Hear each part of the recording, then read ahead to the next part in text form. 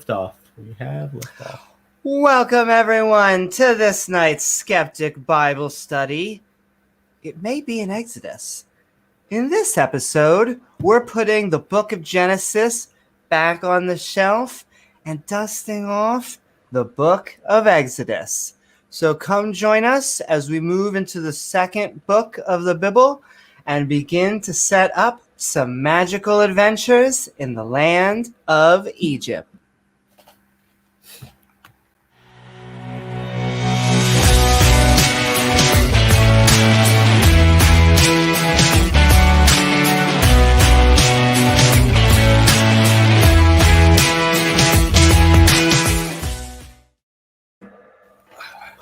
We break our Skeptic Bible Study into two segments.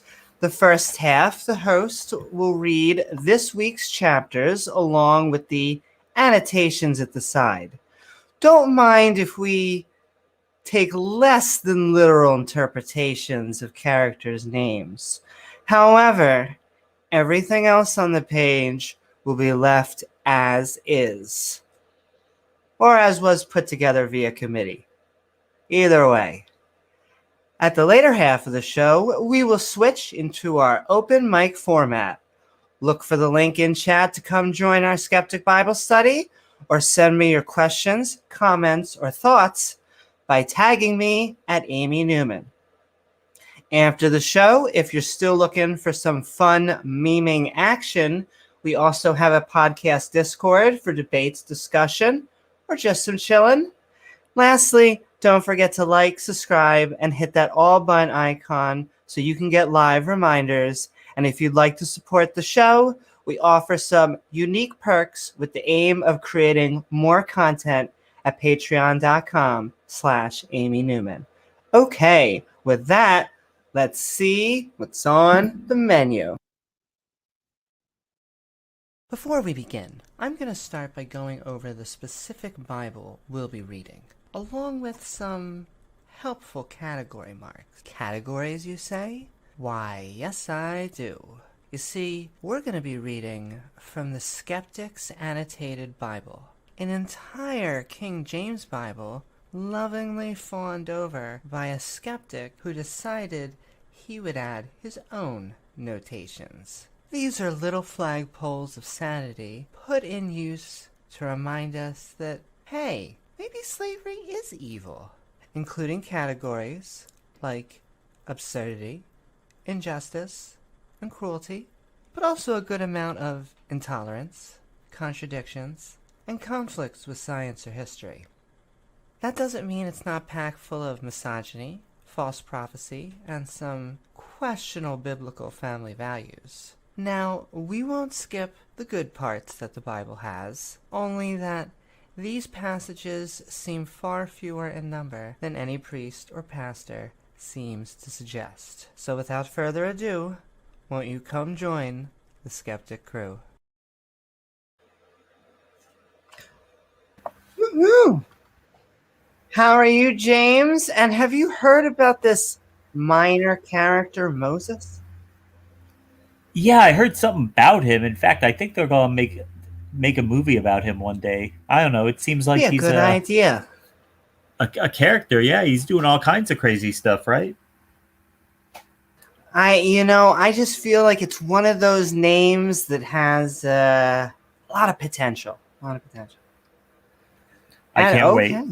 So we just got through the first book of the Bible, which Genesis. is exciting.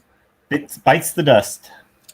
Bites the dust, and we are moving Like into the snake. the book, like the snake. Bites the dust, yeah. We haven't heard from in forever. It seems that serpent just got his comeuppance, and then that was it.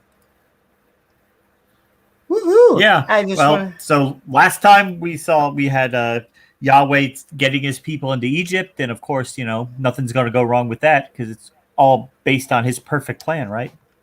I'm sure he's got it covered. Will be fine. He's got it covered. He knows everything. Can you remember a time when Yahweh screwed things up? Well, don't look at the book we just put on the shelf behind us. But besides all of that and the Adam and Eve and the Tower of Babel and all that stuff, everything was going good. So, I feel really, I think chapter 2 or the book of Exodus is where everything's going to go right. I feel like everyone's just going to end happy. They won't have to chop their foreskins off anymore? Yes. No. I got a little prophecy going on. And speaking of that, before we go into we'll go into the categories, I do want to say hello to everyone. Hello, Megan and Spooky and Donald and Dave Gar and Peter and Bible Burner and anyone and Aunt Jer and anyone who I forgot. How are you all doing? And let's get into the fun categories. I have almost my whole shtick. I can't help it. I love... if at any time my hair becomes red and I become Carrot Top, I apologize. That is my fault. But let's get into it. The book of Exodus, chapter 1, Jacob's family moves to Egypt. And we are starting off with a lovely helping, of course, of contradictions in science, as the Bible, a good creation of science textbook we got going on here. But it's going to keep us happy. We got some hilarity and, of course, some contradictions with itself. Wait, did we just hear Ken Hovind say that the Bible is scientifically accurate in every respect? Back to front, everything in there is accurate. What we need to do is see if I can fit that book right in this tube. I think we can get this. All right. Praise Jesus. Okay. Praise the Jeebus. Jacob's family moves to Egypt. Okay, it's time to move. Why not? Let's pack up. Now, these are the names of the children. What's that? The Canaanites were probably like, let us help you guys pack your stuff. Can I not? We're going to get you out of here. Now, these are the names of the children of Israel, Shemishmael, the dude, not the place, which came, kinky, into New York, if you remember. What a lovely place. The only place that seems to have still exist. Every man and his household came with Jacob's ladder. Well, it helps. Wow. It actually does help. So we're off to a good start. Every man with his household all at once? All at once, at the same time, hopefully, or at least after each other. And hello, Titan Uranus. Okay. No. He's Ishmael. So David Reuben, Simon Says, Levi's Jeans, and Judah the Song were all there. But also Ischar, I feel like that's close to a Pokemon. Led Zeppelin, and Gimme Those Benjamins was also there, along with our friend Dan. I love it when Dan's there. And Naphtali and Gad. Yes. And Ash Ketchum. And all the souls that came out of the loins of Jacob's ladder were 70 souls. What am I reading? For Joe DiMaggio was in Egypt already. And Joe DiMaggio died. That happened really suddenly. And all of his brethren and all that generation. Okie dokie. 70 members of Jacob's family moved to Egypt. After arriving, they increased abundantly. Abundantly? Is it just abundantly? Yeah, abundantly, yeah. They just increased abundantly. I don't know why I couldn't read that. Okay, abundantly. Oh, I know why I couldn't, because I'm a little... Anyway, we were getting down. The new king of Egypt mistreats the Israelites. So... Just again, another a non-named king. They're not telling us which non-name. Oh, this is the new king. Yeah. That's right. So this isn't Pharaoh Bling Bling. It makes sense. Pharaoh. They gave us names for everybody else, but for some reason they just decided to be to be vague about who the pharaoh is. Just one of the pharaohs.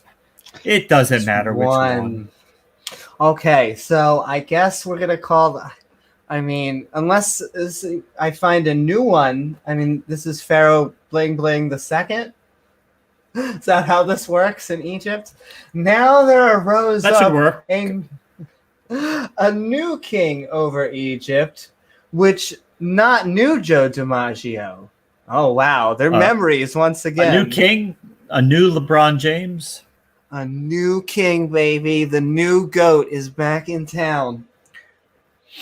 And he said unto his people, behold, the people of the children of Israel, Shmishmael, are more and mightier than we.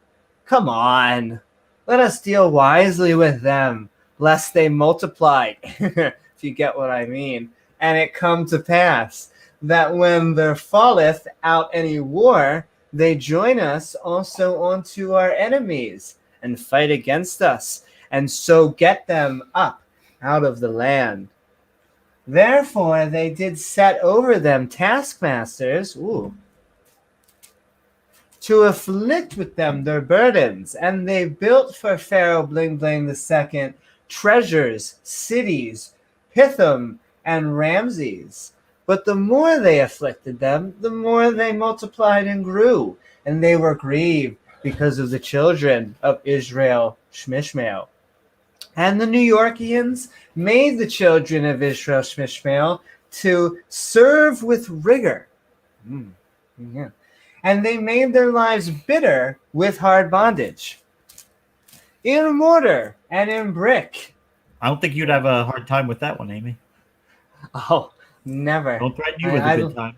Don't threaten me with a good time. And in all manner of service in this field, all their service, wherein they made them serve, was with rigor.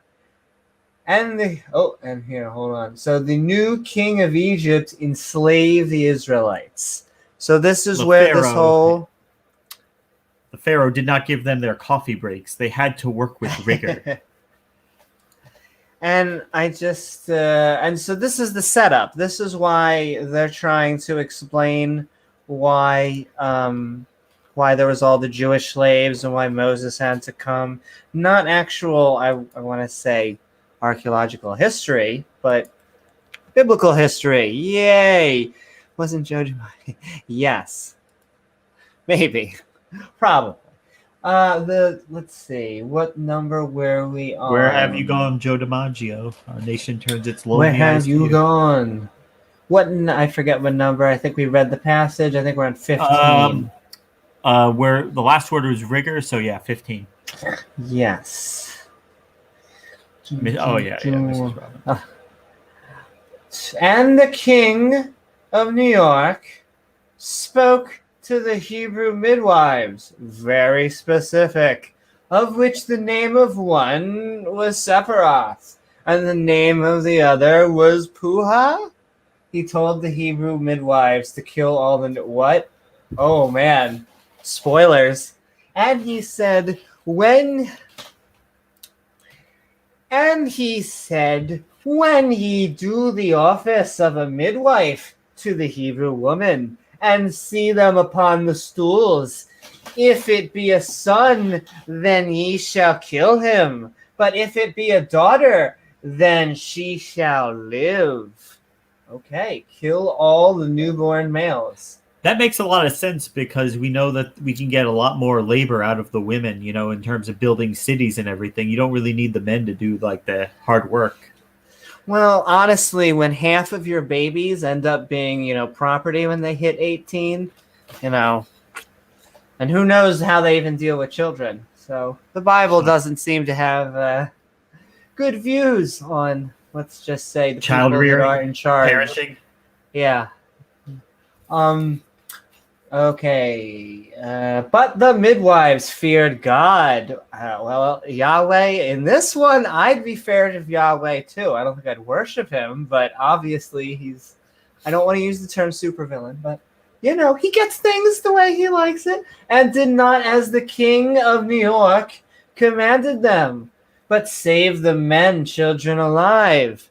The midwives didn't kill the Hebrew newborn males because they're like, yeah, let's not. When the king asked about it, they lied. Well, that's the first time that someone lied in this thing for a decent reason and not just wasn't like, yeah, this chick's my sister or my wife, depending on the situation. Yeah, there was that mix up where they one passage she's a sister, then she's a wife. Yes. You know what, Bible? We're going to let it go. We're going to let But it go. according to That's the Ken first Hovind, thing I've actually, seen. according to Ken Hovind, she could actually be both at the same time, right? Yeah, maybe. She could be your You sister never and know. your wife. There's nothing wrong with It that. could be your sister wife. You go south enough, and that just comes along with the barbecue. And Praise God. praise it. And the king of Egypt called for the midwives and said unto him, why have ye done this thing and have saved the men? Is he asking why you didn't kill all the little boys? I think that is what 'Cause he's asking, yeah. we thought about it and we were like, yeah, you're kind of killing everyone. That's a little harsh, Pharaoh. It's a little harsh. God rewarded the midwife. Oh, here we go. Okay, what have you done this? Oh, look, he's going to reward. Is this the... And the midwife said unto Pharaoh, bling, bling, the second, because the Hebrew women are not as the New York women, for they are lively and are delivered, are the midwives. Come in onto them. I'm not sure if I'm adding sexual innuendos. They're lively? They're more lively? What? More lively. God rewarded the Hebrew midwives. Okay, God, not the Pharaoh bling bling the second, who wanted everyone to die. Midwives for lying to the Pharaoh. Okay. Why didn't he just... I mean, he's in control, isn't he? And the midwives said, okay, he's doing something good. I'm not going to criticize Yahweh the one time he does something. And the midwives said unto Pharaoh bling bling the second, because the Hebrew women are not as the... Okay, yeah, I said that. Therefore God dwelt with the midwives, and the people multiplied, as happens often in this book, and waxed very mightily. Okay, I can relate there. At least everyone's having a good time and looking good before they multiply. And it came to pass, because the midwives feared God, that he made them houses. That's really specific. Like, was God out there, like, once again, hey guys, how are you? Sorry about Jimmy that Carter. whole drowning thing a really long time ago, but what a house. Yeah, with Jimmy Carter after he teaches Sunday school. He's sitting there with the peanut farm. And Pharaoh bling bling the second changed all his people, saying, every son that is born ye shall cast into the river, and every daughter ye shall save alive. Okay, now we're catching up to the Hollywood version. Midwives. Yeah, I mean, I gotta say the Pharaoh seems pretty chill. I mean, he told the midwives to do something, and they just said nope.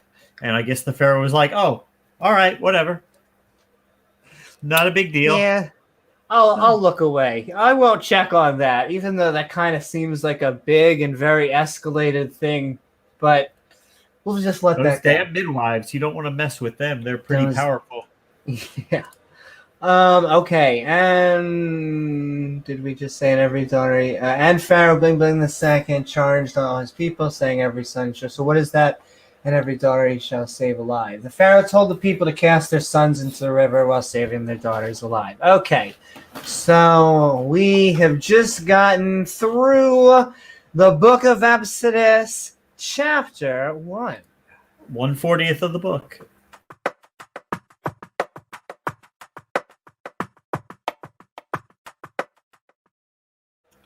All right, we're dipping our feet into Exodus. Cruise right through that.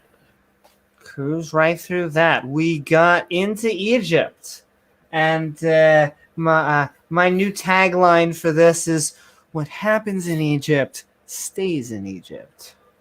Except for the Hebrews, because I don't think they stay forever there. Except for the Hebrews. Yeah, they don't stay forever. Yes. Little spoilers. Praise Jesus. And okay, we're moving right along. The excitement is building. I feel like these are some of the famous chapters. I don't know, is this story actually quoted in the Sunday schools and sermons? Are we getting to stuff that this is a little bit more? Probably selectively, but this is one of the ones that's pretty well known. It's a good story from a literary standpoint. It just happens not to be true. Yeah, it's like Moses is like, I'm kind of a big deal. Not as big as Yahweh. That would be adultery or the gold or whatever the hell, right? I mean, he's pretty badass. He just moves the water aside in the ocean and just walk right on through. And I understand. It looks like God is doing the sons for the sons, but once again, you're killing random sons in the future. Once again, spoilers, but he's going to be killing random sons to make up for the sons that, Pharaoh Bling Bling II ordered. But that doesn't seem fair. Like, that really doesn't. The random children are just going to die because you're like, hey, want to see what irony looks like? And yeah, I guess so. Two wrongs make a right. I guess so, an eye for an eye, right? Okay, so we're moving into the book of Exodus, chapter 2, the birth and infancy of this guy right here. And so, of course, Moses Malone. We're moving right along with some. The Bible likes to keep us entertained. It likes to keep us, but it also wants to tell you some good science facts. So this chapter ought to be exciting. So let's see. The birth and infancy. Cutting edge. The birth and infancy of Moses. 1. And there went a man of the house of Levi's genes, and took a wife, a daughter of Levi's genes. And the woman conceived, that was fast, and bare a son. And she saw him that he was a goodly child. Okay. She hid him 3 months. And when she could not longer hide him, she took for him an ark of bulrushes. This is like the famous scene. And dubbed it with slime and with pitch, and put the child therein. And she laid it in the flags by the river's brink. And his sister stood afar off, and wit would be done to him. So Moses is born. His mother hid him for 3 months. She put him in an ark. Clearly a much smaller ark than a 600-year-old man, and floated him down the river. Maybe more seaworthy. Yeah, who knows exactly? And he didn't have millions of animals in there with him, so that's a plus. And you can see why this story at least starts to translate better to an almost Disney-like film. We're having a child be born while the others are dying and escaping.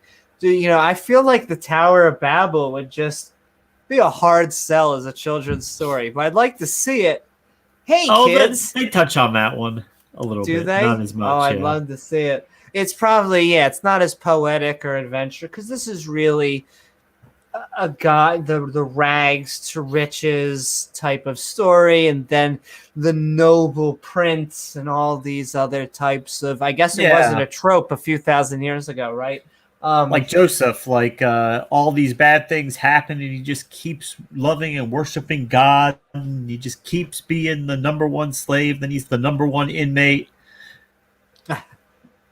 Praise God. Yeah, I don't understand really what was the point of the last story, though, of the whole slavery. It just seemed it was very random that Joe DiMaggio even got his freedom back. And okay, I think we're on 5. Yes, or 4, one or the other. 4, and his sister stood afar off to wit what would be done to him. And the daughter of Pharaoh Bling Bling II came down to wash herself at the river, and her maidens, as you do, and her maidens walked along by the river's side. And when she saw the ark among the flags, she sent her maid to fetch it. All sent these her dog? words for Pharaoh's daughter found the ark and said, "This is one of the Hebrews' children." How did she know that? I know, because of plot armor. That's how. Maybe a stork was flying with him and he fell off his little beak and just landed in the river. Who knows?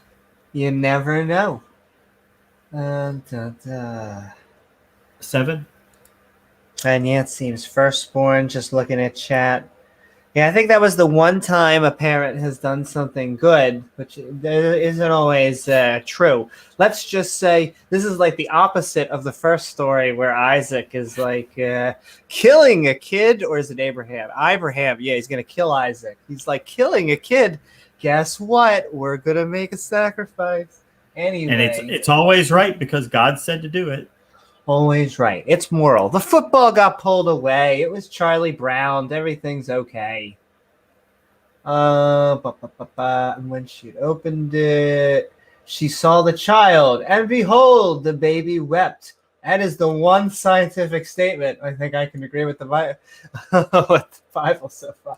And she had compassion on him, okie dokie, and said, "This is one of the Hebrews' children." Okay. Then said his sister to Pharaoh Bling Bling II's daughter, "Shall I go and call to thee a nurse of the Hebrew woman, that she may nurse the child for thee?"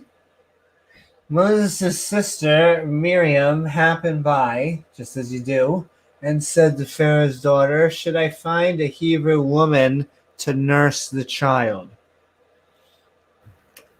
Okay. Okay. And Pharaoh's daughter, and Pharaoh Bling Bling's II's daughter said to her, "Go." And the maid went and called the child's mother.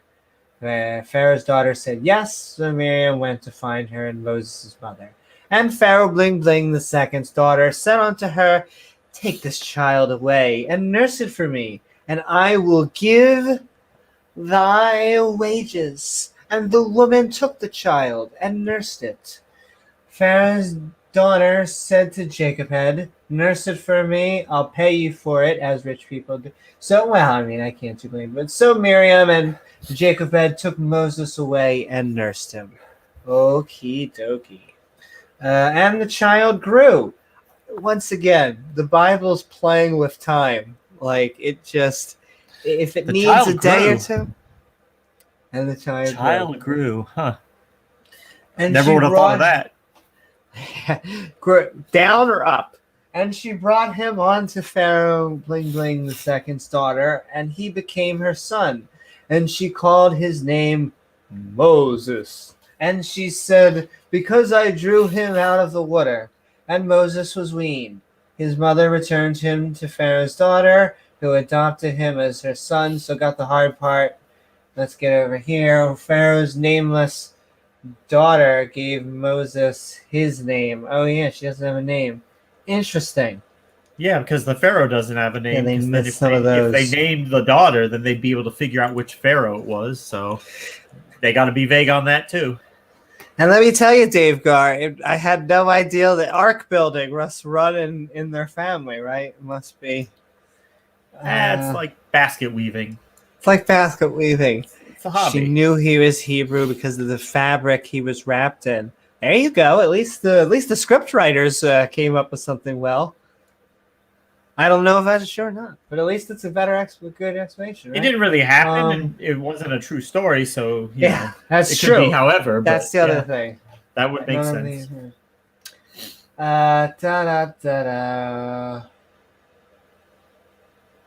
Moses kills an Egyptian. Ooh, we're treading along into some new categories over here. We have some injustice and some good old-fashioned violence and cruelty. Oh, everyone likes. If it's not for sex, we like to get our helpings of cruelty. Moses kills an Egyptian. Moving along. And it came to pass in those days when Moses was grown, and he went unto his brethren, and looked on their burdens, and he spied a Newyorkian, smiting a Hebrew sandwich, one of his brethren. And he looked his way and that way, and said, shit, cars haven't been invented yet. And when he saw that there was no man, he slew the Newyorkian, and he hid him in the sand.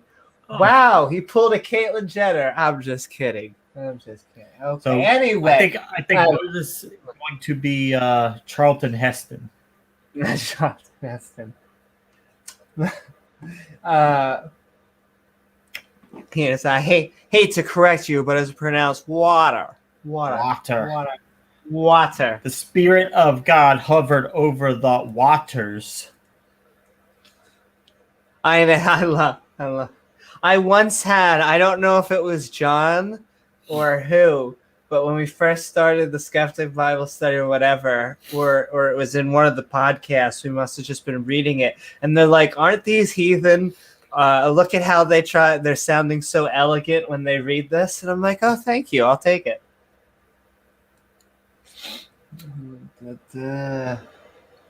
12? Oh, no, you got to do 12. I can't help it. I'm also 13. reading chat. Sending out love to the chat. Yeah, multitasking. 13. Moses flees to Midian. Hey, we're getting to Star Wars. I've seen this in The Mandalorian. All right, we have some lovely contradictions with itself. Woohoo! I just can't help myself. Just showing chat. It's pronounced water. There we go. Water. I love it. I'm getting the water. It's a Bucks accent, Bucks County, but no one knows where that is. So I just say I'm from Philly. It's as close. And he went out the second day. Behold, 2 men of the Hebrew sandwiches strove together, and he said to him, did the wrong? Wherefore smitest thy fellow? The next day Moses said, Hebrews fighting, and said, why are you smiting this man? And he said, who made thee a prince and a judge over this? Intendest thou to kill me, as thou killedst the Newyorkians? And Moses feared and said, surely this thing is known. The man who is doing the smiting, what are you going to say? I was going to say, what if 2 men in the privacy of their own home want to smite each other? What business of that is Moses? Exactly. Every once in a while, you got to cross swords and someone has to get smitten. I understand, especially after a long day of work. All right. The man who was doing the submitting said to Moses, who made you a prince to judge us? Are you going to kill us like you did the Egyptian? So Moses knew that his murder was not well hidden. So he goes somewhere else and the people there already know about it, like it's on CNN. Yeah, I wish there was a Breaking Bad graphic I could have ran when he first tried to hide someone. Now when Pharaoh Bling Bling II heard this thing, he sought to slay Moses. But Moses fled from the face of Pharaoh Bling Bling II and dwelt in the land of Midian. And he sat down by a well. Time for a good drink. When Pharaoh heard about it, he decided to kill Moses. But Moses fled to the land of Midian and sat down by a well. Oh, well, that's nice. Time for a good sit. The Pharaoh fails again. He's like Wile E. Coyote, trying to catch the Roadrunner. Every once in a while. Yeah, well, maybe he'll get it the next time. So Moses, and we're going to go with Zipporah, and some Charlton lovely... Heston and Zipporah. Exactly. Contradictions with itself. Now the priest of Midian had 7 daughters. Oh my. And they came and drew water, if you get what I mean, in a bikini, and filled the troughs to water their father's flock. Okay, that got Game of Thrones. While Moses was sitting at the well in Midian, 7 sisters came to get water. All at once, they were like, hey, everyone. I guess it's like, you all want to go to the bathroom at once. They're like, okay, let's all get water at once. It's I not guess 5 so. sisters. I'll take it's it. not 6 sisters. It's not 8. It's 7 sisters exactly. Very That's important. specifically. Very important. And the shepherds came and drove Again. them away. Oh, baby. Hey, the 7 daughters came out, and the shepherds came and drove them away. But Moses stood up and helped them and watered their flock. It was nice of him. Again, mixed signals here, but yes, I'll take it. Some shepherds tried to drive the sisters away, but Moses intervened and helped them water their flock. Okay. Oh. And when they He said, "Come to the rescue." And when Gadget. Raoul, their father, he said, how is it that ye are come soon today? How are ye are come soon today? Premature ejaculation. It's a premature. Yeah, well, this is not my joke. I think it's Dave Chappelle, but there's no such thing as premature ejaculation. It happens exactly when you wanted it to. Okay. The sisters told their father, Raoul, about the Egyptian who helped them to the well. Well, that was very nice of them. Peter says, Moses had an American lighter? Who knew? Zippos rule. They do. Zippos do kind of rule. Never leave home without it. Never leave home. Exactly. And they said, in New Yorkian, delivered us out of the hands of the shepherds, and also drew water enough for us and watered the flock. The sisters told their father, Raoul, about the Egyptian who helped them as well. And he said unto his daughters, and where is he? Why is it that ye have left the man? Call him that he may eat the bread. Raoul told his daughters to invite the Egyptian to dinner. Oh, good. Hey, getting a good first date. That's how you get in. And Moses was content to dwell with the man, and he gave Moses Zipporah, his daughter. Oh, Zippo. I get it now. Yes. Zippo lighter. And gave Moses a Zippo lighter, his daughter. That was so nice. She named him after his favorite lighter. They didn't have any fluid refills. So they didn't have any fluid refills. She's like a Canadian. You have to lift the head. You pour the thing, like from South Park. So Moses came to dinner, and Raoul, speaking of Canadians, shout out to Randolph Richardson. And Raoul gave Moses his daughter. More Canadian flags Zipporah. than anybody else. Woohoo! I do love maple syrup, so I'll relate there. And she bare him a son, and he called his name Gershom, for he said, I have been a stranger in a strange land, and I feel like I should make that into a song. And Zipporah had a son named Gershom. Oh, so we're going to have Pharaoh Bling Bling the third now, I guess. Woohoo! Oh, we're making babies.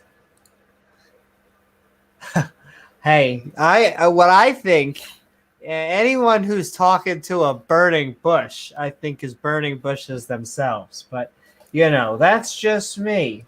Hey, they had some crazy shit back then. Very potent. Yes. 7 sisters will make you come soon.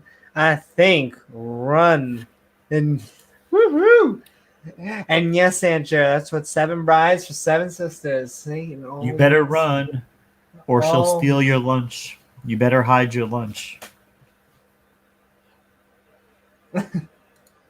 You need a free reading. Call right now, and I will call, read, or make up shit that probably sounds vague enough and general enough for you to pay me more money and be happy. You have a great potential. Someone is going to come in your life.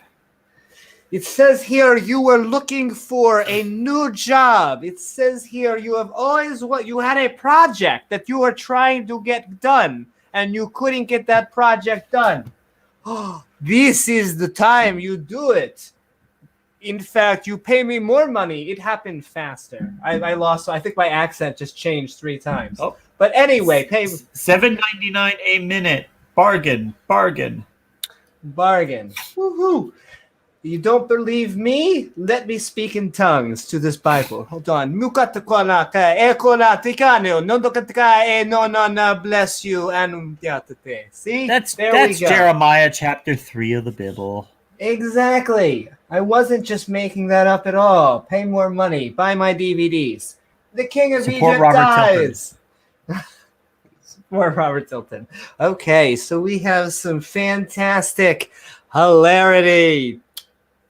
You know, As we isn't it nice we got names for the people up front above this who have nothing going on, but we got their name, but we don't get a name for the third pharaoh. They I don't tell don't us which know one. why they seem to dish out some names but not the others. Like, don't you think the pharaohs would have been important? Now we can't look them up because they don't have names. Well, the thing is, the people above that, there would be nowhere to look them up because they're obscure characters. But so you can't prove it wrong because, Exactly. But if they get the name of the pharaoh wrong, then that kind of sinks Then you the whole can thing. it's like trying to put a date on a prophecy. The moment you put that date on there, it can be proven wrong. You box yourself in. And some lovely, as always, contradictions with itself. This is going to be a good verse for you, Amy. I feel it. And it came to pass in process of time that the King of New York died. Again. Once again. We're just throwing kings out like nothing. This pharaoh, it's like the most dangerous occupation in the world. They're dropping like flies. No, this is scarier than cab or pizza driver. And the children of Ishmael signed by the reason of bondage. Woohoo! And they cried, but not the happy cry. And their cry came up unto God by reason of the bondage. I get it. So God's just sitting up in heaven. He's just reading the newspaper, and then he looks down and is like, the people, they're bitching about being enslaved again. I guess they're gonna want me to do something. I'm gonna have to go down there and make them let them go. God, I mean myself. Do I have to do everything? Yeah, how did they get in that position to begin with? Whose bright idea was it to get them into Egypt anyway? I know. It would be amazing if this deity had some sort of a plan.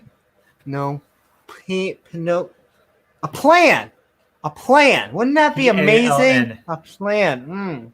That was what a wonderful P word. I should get a pop shield. I should put the pop shield on, actually.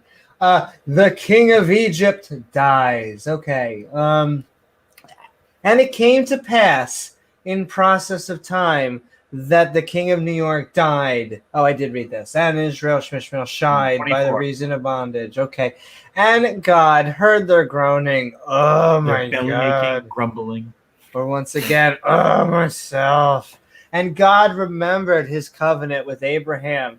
Oh, because he forgot before. He forgot about it. Now he just remembered it.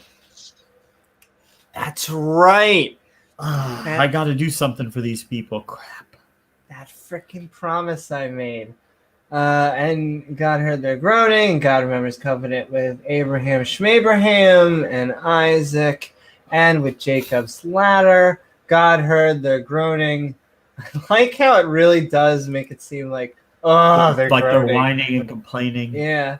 The deal he made with Abraham, Isaac, like people who wait 5 minutes in the drive-through menu just start grumbling and complaining. I've been here for 4 minutes. Come on. What the fuck? Minutes. And God looked upon the children of Israel, Shmishmael, and God had respected unto them. You know what, guys? I respect you. I. It's like they're groaning for help, and God comes down, and he's like, "Don't worry, everyone," and he takes out like gold star stickers. You guys are I doing. respect you. You guys are the best slaves ever. You guys are really doing it. You know, knocked it out of the park. You guys are the best slaves Knocked ever. it out of the park. You were born to And be a slave, Amy. God looked at the Israelites and respected them. Yep. So we just got done the book of Exodus, chapter 2.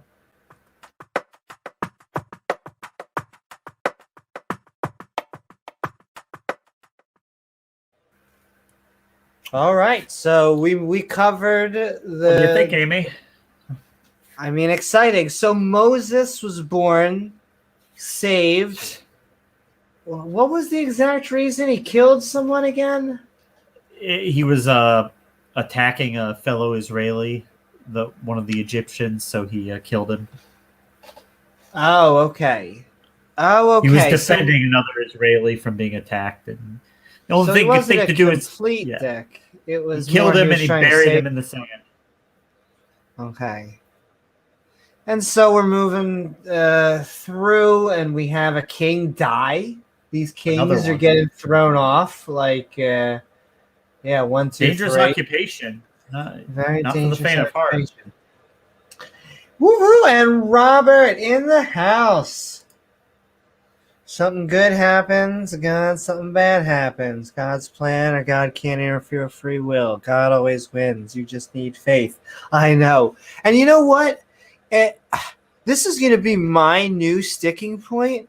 The longer I read the Bible, the more I realize that free will is not a biblical concept.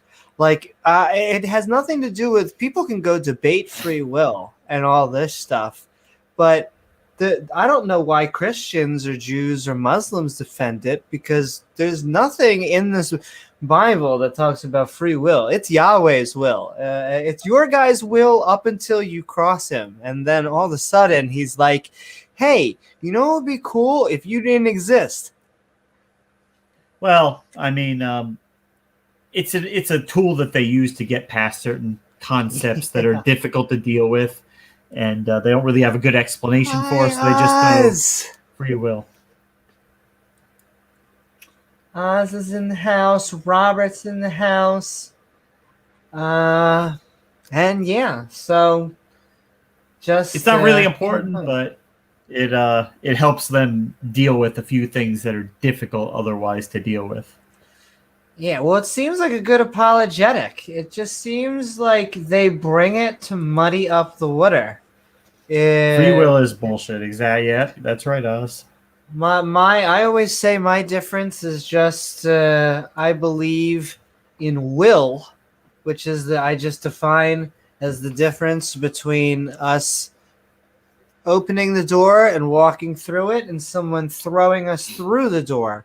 But the way they define free, I don't know. I always get really shady when I hear the word free, no matter what it is. That's why I like a market. Even when they use it, but a market. Even when they use it, well, because their ultimate goal of Christians is to get to a place where there is no free will. So it's only a temporary thing, because they all believe when they get to heaven that they'll never sin. They'll just be happy. They'll just be praising God forever. Like, there won't be anything else to do. And I don't get love it. Yeah, I don't get where the free will is in heaven, and I don't get where the free will. I forget if it was Peter or Speed were making this sound, or was just me. The friggin' ark. Everyone was being drowned on that frickin' pre-flood had their free will snubbed out at a slow and excruciating rate. They were warned. Moses went out and told the people, hey, by the way, God's going to flood this whole place in a few months. I mean, it would be like someone coming to your door and saying, hi, I'm an alien from another planet. You need to come with me because there's a meteor about to hit the earth in a few minutes. So, yeah. And yeah, once again, it was just like James was saying, it's interesting that God has to remember things anyway. That seems like a very human concept. Like, oh, I know that's just the writing, maybe, but Well, it's the same way, but God forgets his covenants, and then the people forget about God. Every so often he makes a covenant with somebody, and then he's got to come back and introduce himself again to their descendants. Like he made that covenant with Noah, then they forgot about him, and then he goes to Abraham, he makes a covenant with him, and he had no clue who Yahweh was. yeah. And it's so amazing how often they forget who he is, and I'm pretty sure that's going to happen again in this next few chapters, yeah. and again and again. And okay, so we are on the book of Exodus, chapter 3. The Bible burning bush. A Bible burning bush. And so, of course, we're leading us off with some fun. Woohoo! Everyone with a loves, can full who of doesn't gas love to laugh? and a handful of matches. Gas. And And a some hand of matches. contradictions with itself, and some cruelty and punishment. But if that's not enough for you, some lovely injustice.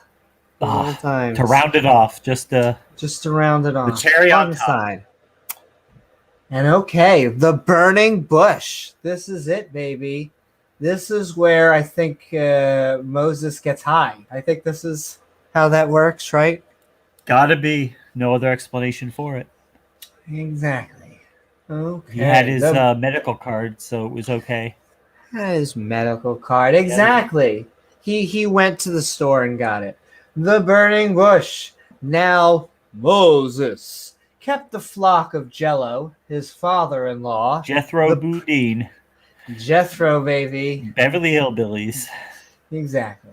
Jello. The priest admitted him, and he led the flock to the backside, if you get what I mean, of the desert. And came to the mountain of God, even to Horeb. Even to Horeb, really? No. Even to Horeb? Oh, shit. No, that's got to be a mistake. One day, when Moses was watching the sheep of Jethro, his father-in-law, he came to God's mountain, Horeb. How do you know it was God's mountain? Did it have his name on it, or? Yes, it was in flashing lights too. God's mountain. Okay, got it. Makes sense. God's mountain. And the angel. Chris Angel. Exactly. And the Chris Angel of the Lord appeared unto him in a flame of fire in the midst of a bush. And he looked, and behold, the bush burned with fire. And the they bush just said was that. Not. Yeah, they're sometimes redundantly redundant. And the bush was not consumed. I mean, this is always the scene where the visual effects department is happy, because it'd be hard just to get a practical effect. It would burn too fast. You could probably get a good practical, but it'd be just easier just to visual effect it. So the visual effects department's happy. And Moses said, I will now turn aside and see this great sight, why the bush is not burnt. Moses said to himself, I'm going to see why this bush isn't burning up. Moses looked at what he was smoking and said, never again. Never I'm never touching that shit again. It needs free will. Otherwise, they need to admit God was a prick and he's a killer. Yeah, it's this new, in the past 100 years, it really seems to be this new push. Do you know what a precept's favorite word is? Our favorite sentence, I'm now realizing, is I never said God. I never said God. Never said God. Yeah, that's where they go on their deism push, yeah. Yeah, take your deism and just... They want you to be convinced by a general notion of a God, but yet when you look at the details of every single God, none of them add up. So, yeah. James gets it. Why is Jethro mentioned and other Beverly Hillbillies aren't? I know. Come on. These are the... Where's Granny? Where's Granny? Where's Granny? Out shooting squirrels. These are Beverly Israelites. They're not really Israelites yet. What are they? I guess they're Egyptians. I forget where Well, they originally come they did from. marry lots of brothers and sisters, so I mean, not too far off. Yeah, the funny thing with that, Dave Garr, is they'll sit there and the creationists will be like, "We're against indoctrination. We're against indoctrination. We just don't want the evolution religion being taught in the school. Not with my tax dollars. You're taking my tax money. Yeah, not with my hard-earned paid tax dollars. There, not with my water. Okay, Buy my DVDs. DrDino.com. buy my DVDs. Buy everything I have. Everything I'm selling. Okay, so where were we? And Moses says, "Turn aside." 4. Yeah, 4. And when the Lord saw that he turned aside to see, God called unto him in the midst of the bush and said, "Moses, Moses." And he said, "Here I am." And then Moses really looked at that shit he was smoking and is like, no. I just pulled this off the bush, but I think the bush is talking to me. And I'm talking back to it. I thought I was smoking, but what if the bush is smoking? That'd be like Jesus talking to a fig tree. I know. You cuckoo crazy. There we go. We got this. We're getting there. And he said, "Draw not nigh hither. Put off thy shoes from thy feet, for the place wherein thou standest is holy ground." There will be no shoes on my holy ground. No. You gotta come Shoes in is an barefoot. interesting thing. Did you? It's an insult to throw your shoes in Arabic culture, which I always found interesting. They do throw shoes at people. Because the soles of your feet. Moreover, he said, "I am the God of thy father, the God of Abraham, the God of Isaac, in case you forgot, and the God of Jacob's ladder." Oh, that God. Okay. That's the one. Oh, now it makes sense. Not the other God? Not the other God, no. The other God came by on Sunday, and shit. Are you do you sell? Is it cheaper? Do I have to tithe less? Oh, there's no tithing yet? That's okay.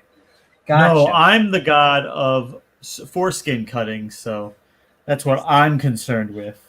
A snapper. More It's a hobby.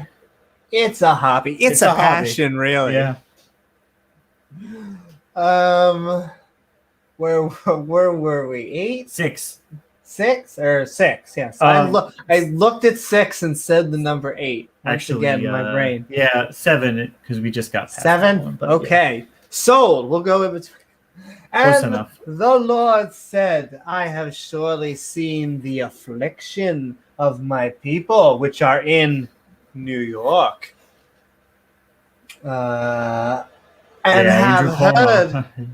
He's taking up the chin right now, so they're afflicted. It happens to us all. Well, some of us, I think, more than others, but we'll leave it at that. And he was afraid to look upon God. Wait, did I read God of I? Sometimes it's hard to know. I read the list. Of which are in New York, and have heard their cry by reason of their taskmasters. For I know their sorrows. Are you a taskmaster, Amy? Only if they pay me. Okay. That's a hobby too. That's also a hobby. And once again, a passion.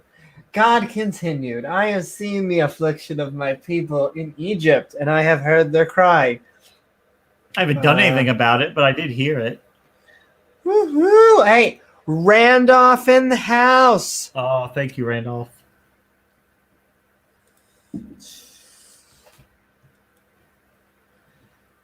The Godfather has arrived. Elvis has entered the building. I got you, Bible burner. Bible burner. Look out, the fire marshal's coming. and I'm down to deliver them out of the hands of New York. And I bring them up out of the land unto a good land, and a large, onto a land flowing with milk and honey. I'll take 2. Onto the place of the Canaanites and the Hittites. Good. Well, okay, so that's good. So Yahweh's going to do something about it. He's heard their affliction, so he's just going to make them free, right? Exactly. I feel That should be easy for a deity. For a deity and all powerful, even though I don't know where all powerful is either. Like I'm glad that we're starting to see some of the actual stories, because it's funny how much they don't go over concepts like free will. I think the Trinity is I don't know. Is the Trinity? I'm starting to question everything. We'll see. Is that even in the Bible? It doesn't specifically define the Trinity. Okay, that the theologians got to that by, so you take all the verses in the Bible that mention anything about the nature of God, and you assume that they are all true, and you try to find one doctrine that can make all those work together at the same time, and that's how they kind of cobbled together this Trinity. Yeah, it's not in there by name. It was something that also had to. It was like another committee meeting, wasn't it? They like came together, kinky church councils. They batted that around for a few hundred years before they finally got it nailed down. Doc, because the Holy Spirit just told them. Yeah, the Holy Spirit. It all makes sense. Yeah. Trinity is in the Bible. It's a theological concept. Yeah. I'm noticing how many of these concepts aren't biblical, that the Christians are basically just fudging it and making up PR terms and all this stuff. No offense to any of the theists. Well, you get a chance if you want to defend yourself soon, but well, you have verses that apparently contradict each other or that don't make sense with a plain reading of the text, so they're kind of forced to come up with these intricate theological constructs to try to make it all make sense. And you have to understand the context and what's not written there. You have to understand what's hidden between the lines. So that's why they can take something that's like 2 paragraphs long and come up with like hundreds of pages of apologetics about it to make it all make sense. This really is what apologetics is all about, is basically not defending this shit. And even Ken Hovind, who we give quote unquote props for defending the Bible more, even his shtick is attacking evolution more than it is defending the Bible. So, and that's funny, yeah. Any of his debates when the person wants to go after the Bible, he backs out. He does not want to engage on that. And he'll always say, well, this is about evolution. You want to set up another debate about the Bible? Email my secretary and we'll get that. But he never does it because... He didn't email me back. I sent his tech person a thing. Though he might, it takes me forever to respond to emails, so I can't completely blame him for that. But as I knock is Kent or your tech guy, if you're listening, I still want to debate. You have a good time. It'll be like a date. It'll be great. She does bite, Kent. 8 out of 8. Only if you like that, though. Okie dokie. Where were we? I think 9. 9. Did we read? Oh, wait, I'm halfway done. I read Hittites and the Amorites and the Pizzerias and the Hivitites and the Jebusites. I have come down. Excuse me. Keep on burping. I have come down to deliver them from the Egyptians and bring them to a land flowing with milk and honey. Is that just saying it's really awesome? Yeah, I've never seen milk or honey flow in land, but... Yeah, which is now occupied by other people. Oh, so why don't we just kill those people and then we'll take it for ourselves? That makes sense, right? There you go. See? Okay. Now therefore, behold, the cry of the children of Israel Shmishmael is come unto me.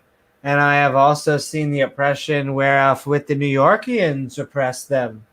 Come now, therefore, I will send thee unto Pharaoh Bling Bling the second, that thou mayest bring forth my people, the children, out of Israel, Shmishmael, out of Egypt. But we are up And- to Bling Bling the third now. Don't forget. Oh, we're up to, The other yeah, one you're died, right. yeah. Thank you so much. I'm sorry.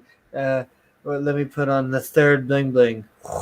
Yeah, So many the second Bling one, Blings. he's with the baker now, so. And, good Guardians of the Galaxy joke. He's like, why would you? And Drax is, Star Lord is like, and Drax is like, why would you want me to rub my neck? Death is just going to sleep, Amy. You're going to go see the baker. Going to see the baker. Yeah, that was interesting. I forget if it was Jamie or Will that was talking about it during the debate. They brought that story up. But yeah, it works out for Joseph, who gets his freedom back. It didn't work out for the baker, whose life got yeeted. At the end, his bread just wasn't that good, I guess. I guess so. He had a bad Yelp review by Pharaoh Bling Bling. I mean, they just opened up a Panera Bread across the street, and it totally killed him, so. Tough competition. Yep. Okay. Come now. Therefore, I will send thee unto Pharaoh Bling Bling the third, that thou mayest bring forth my people, the children of Israel, Shmishmael, out of Egypt. Okay. Oh, but wait, I thought God was going to get him out of Egypt. Oh, he didn't mean he's going to send someone else to do it for him. Okay, makes sense. Can't make things simple. And he said, certainly I will be with thee, and this shall be token unto thee that I haven't sent thee when thou hast brought forth people out of Egypt, yet shall serve God upon this mountain. And Moses said unto God, behold, when I come unto the children of Israel, we're going to hope that's not literal, and shall say unto them, the God of your fathers have sent me unto you, and thy shall say to me, what is his name? What shall I say unto him? So he doesn't. God, they don't know who he is. Yeah. no clue. God said, I'll be with you. Here's a token for you. The Chuck E. Cheese token. I was gonna say, here, go play a game. When you bring the people out of Egypt, you'll serve me on the mountain. Moses said, when the Israelites ask me, what is your name? What should I tell them? Yeah. Okay. So yeah, they're busy serving the Egyptians. So at least they'll be able to go and serve God. Hold on the on mountain. 1 second. Exactly. I was.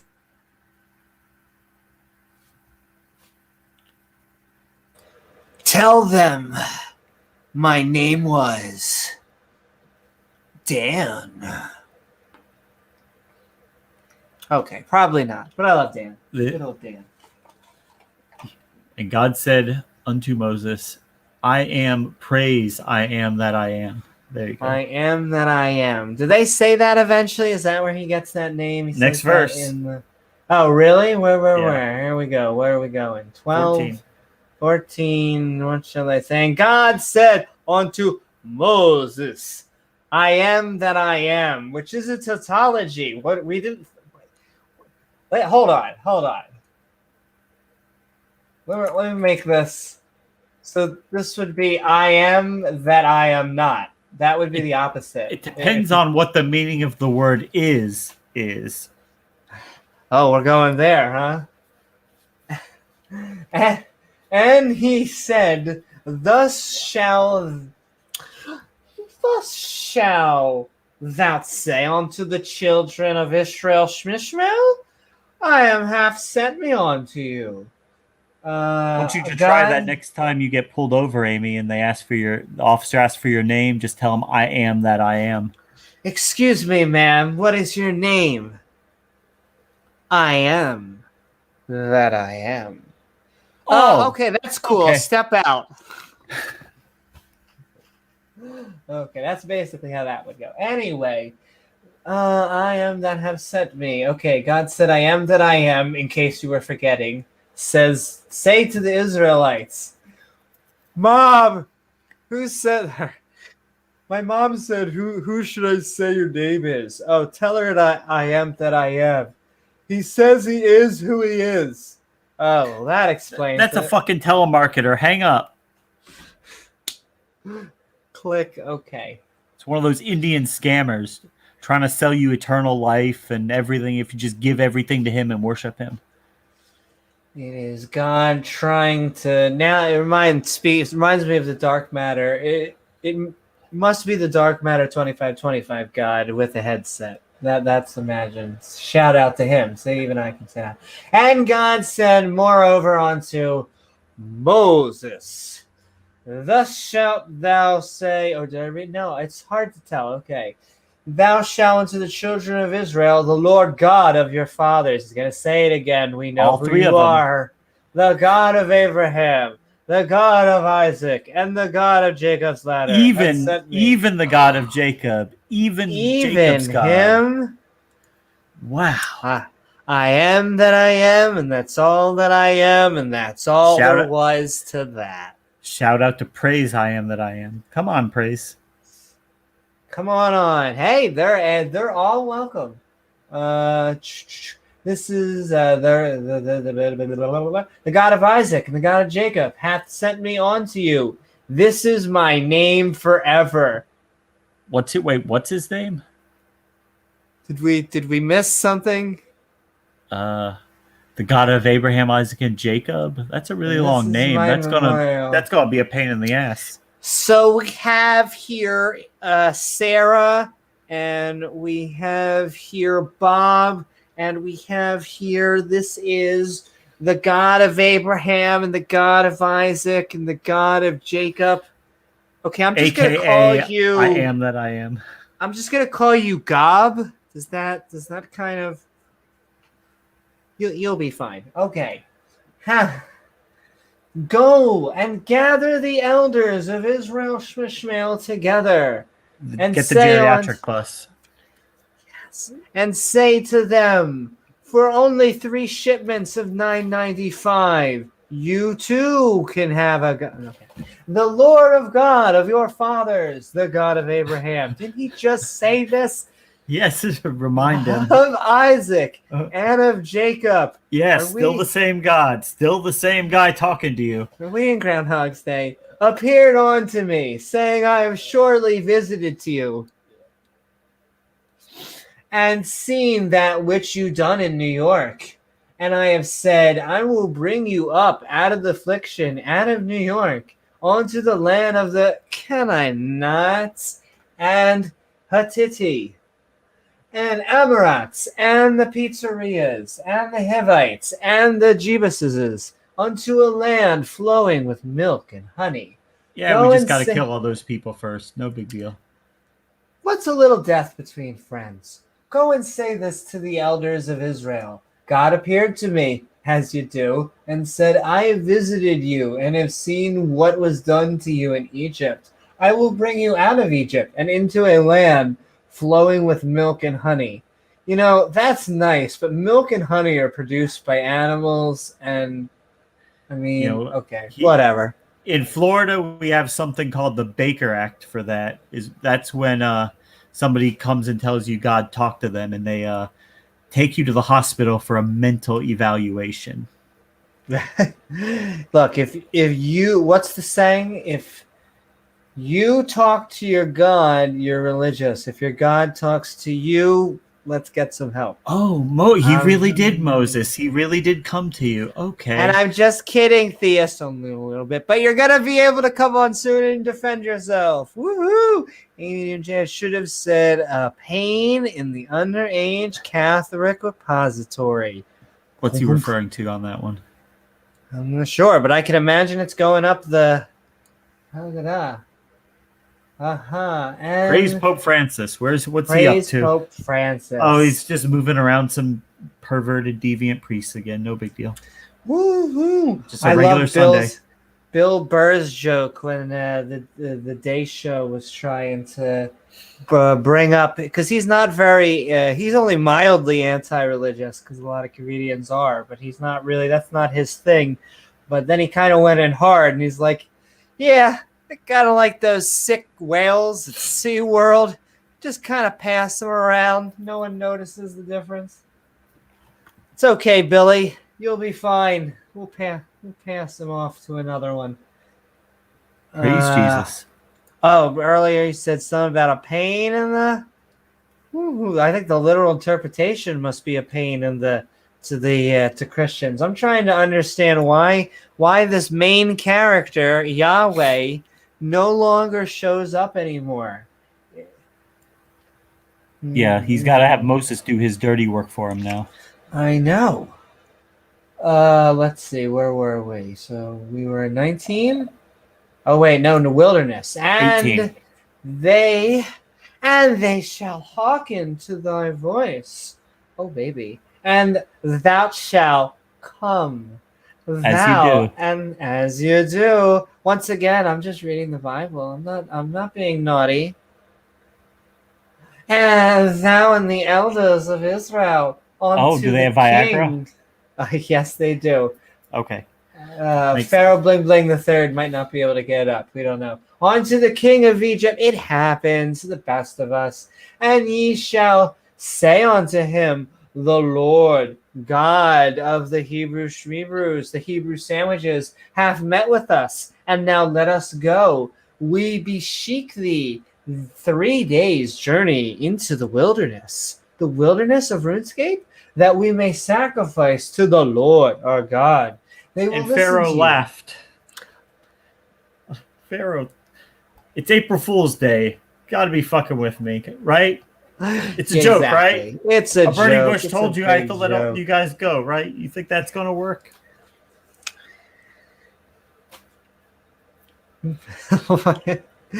Mammy, that told the. I told godless girl. I told her. I am okay. So I am. I am sure that the king of Egypt will not let you go, not by a mighty hand. I am sure so the it's a king waste of of time. Egypt. Yeah. Well, why even doing it? And I will stretch out my hand, and I will smite Egypt with all my wonders, which I will do in the widst thereof. And after that he will let you go. So I will stretch out my hand and smite Egypt with all my wonders. Then he'll let you go. I mean, this is like a cat playing with its prey. Like, yeah, he's not gonna let you go right away. Just let me have some fun fucking with him for a little bit, and then after that, he'll let you guys go. I'm just gonna have a little bit of fun, killing some people, plagues, whatever. How to kill a Sunday afternoon with God. How to spend a fun Sunday afternoon with Yahweh. Okay, and I will give this people favor in the sight of the New Yorkians. And it shall come to pass that when ye go, ye shall not go empty. But every woman shall borrow of her neighbor, and of her that sojourneth in the house, jewels of silver, and jewels of gold, and remnant. And ye shall put them upon your sons, and upon your daughters, and ye shall spoil the New Yorkians. I am sure that... Oh, baby.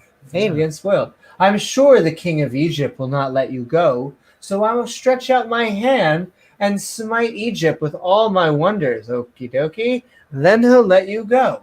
And when you leave Egypt, as I squeak, and when you leave Egypt, you won't go away empty. Every Hebrew woman will steal from her Egyptian neighbor jewels, silver, gold, or clothing. You'll put all that stuff on your sons and your daughters. I thought that's what it sounded like, God telling him to steal, but I thought it must mean something else, but apparently not. Yeah, as you guys are on the way out, just start looting everything. Just biblical looting. It'll be fine. And okay, so we just got through the book of Exodus chapter 3. We are rearing now.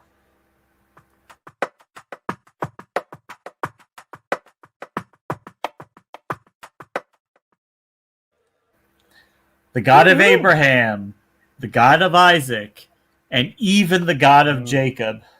Even the God of Jacob. Oh my goodness. I know. He loves his list. They love their exposition. You know, they really have a hard time going from the super detailed to like we don't really need that to no detail. Like a guy just lives and dies and he's eaten. I am the God who flooded the world and confounded languages. I'm the God who killed that guy for pulling out too soon.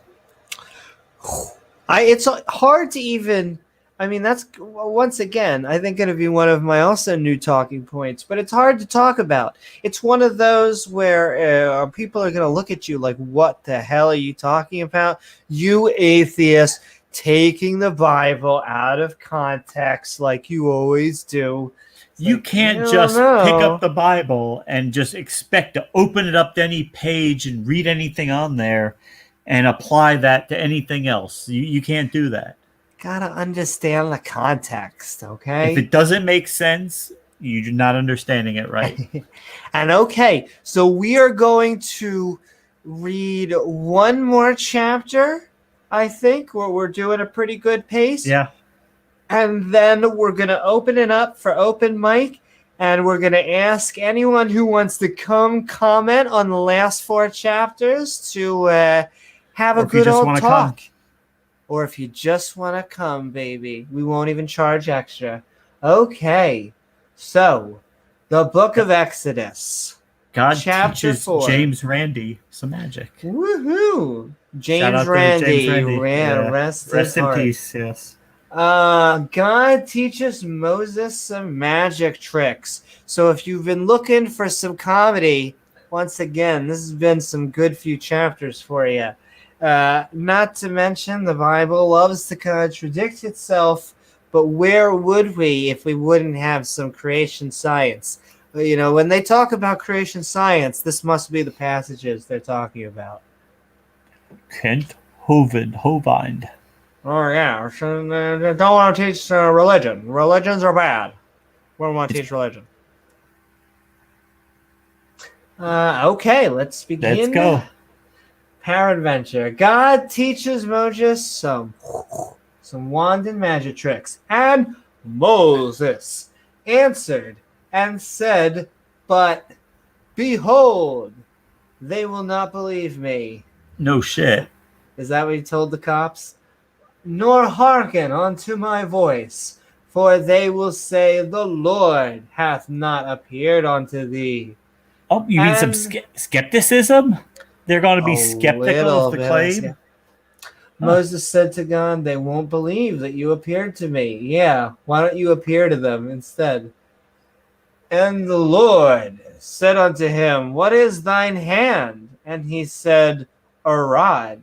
God said, "Throw your rod on the ground." Oh yeah, baby. And he cast it on the ground, and he cast it on the ground. Well, what? That's funny. God has to ask what's in his hand. Yeah. He has to take guesses. Good to know. What is in thy hand, Amy? He went up and down, and if you didn't know what I was doing, I was just washing a car. This is how I wash my car. Wax on, wax off. Wax on, or my shake weights. This is how I exercise. All right, and hey, the freak, what is up? We're having some Moses magic tricks. So he's gonna turn his rod into a serpent. Oh, okay. Baby. Well, at least we're back to the serpent. We haven't heard anything. You know what's lately. funny, James? I can actually make a rod do a magic trick too, but that's a different type of podcast. And he said, "Cast it on the ground." Okay, and he cast it on the ground, and it became a serpent. The visual effects department once again is happy. And Moses fled from before it. So you guys got to imagine a snake. He's making the snake. God said, throw your rod on the ground. Moses threw his rod on the ground, and his rod became a snake. Moses ran away from it. As you do. I don't think that was the intended effect, but wasn't what God wanted. And he said, cast on the ground, blah, blah, blah. And the Lord said unto Moses, put forth thine hand, and take it by the tail. Oh my. And he put forth his hand, and caught it, and it became a rod in his hand. Grab him by the what? By the rod, baby. God said, grab the snake by the tail. Oh, I know this game. Moses grabbed the snake, and it became a rod. Well, I never realized God given exposition on proper reptile handling before. Yeah, this time God is actually helping out. How to handle snakes. Interesting. And we're just happy to have you with us, and I hope you feel better, Frank. Or just pray about it. Maybe just God will just make the cold go away. God created trees, not stick rods. God has proven that he doesn't handle inventions very well. That's true, unless someone's reading it for porn. In that case, that rod just goes up. Okay, I just had to go as far as even Alex take Jones. It to the nose as I could. Even Alex Jones. Turn the frogs the gay. frogs are gay. What's next? People gonna be wanting to go out date trans people? Right, I know. And let me get that. Let me get those tabs. Hold on. Let me get those tabs. Oh.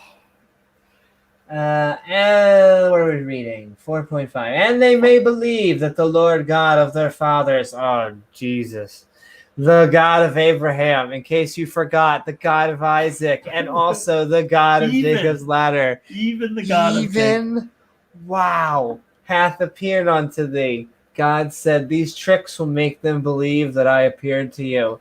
Yeah, the whole flood thing. He did the flood, and then like a month later, everybody forgot about him. But if you do the thing with the rod, they'll believe that. Why doesn't God just go with him? First of all, isn't he everywhere? Second of all, you know what? I'm starting to realize once again, the Bible doesn't say God is everywhere. Not yet. Does it? I think at some point we're going to get there, yeah. That doctrine hadn't evolved very far at this point in the writing. I'm just he was still just like a regular god at this point, like just a regular. Yeah, among like the Egyptian others. gods, the king. Yeah, that's where he still was at. So, as you do. We are on 6.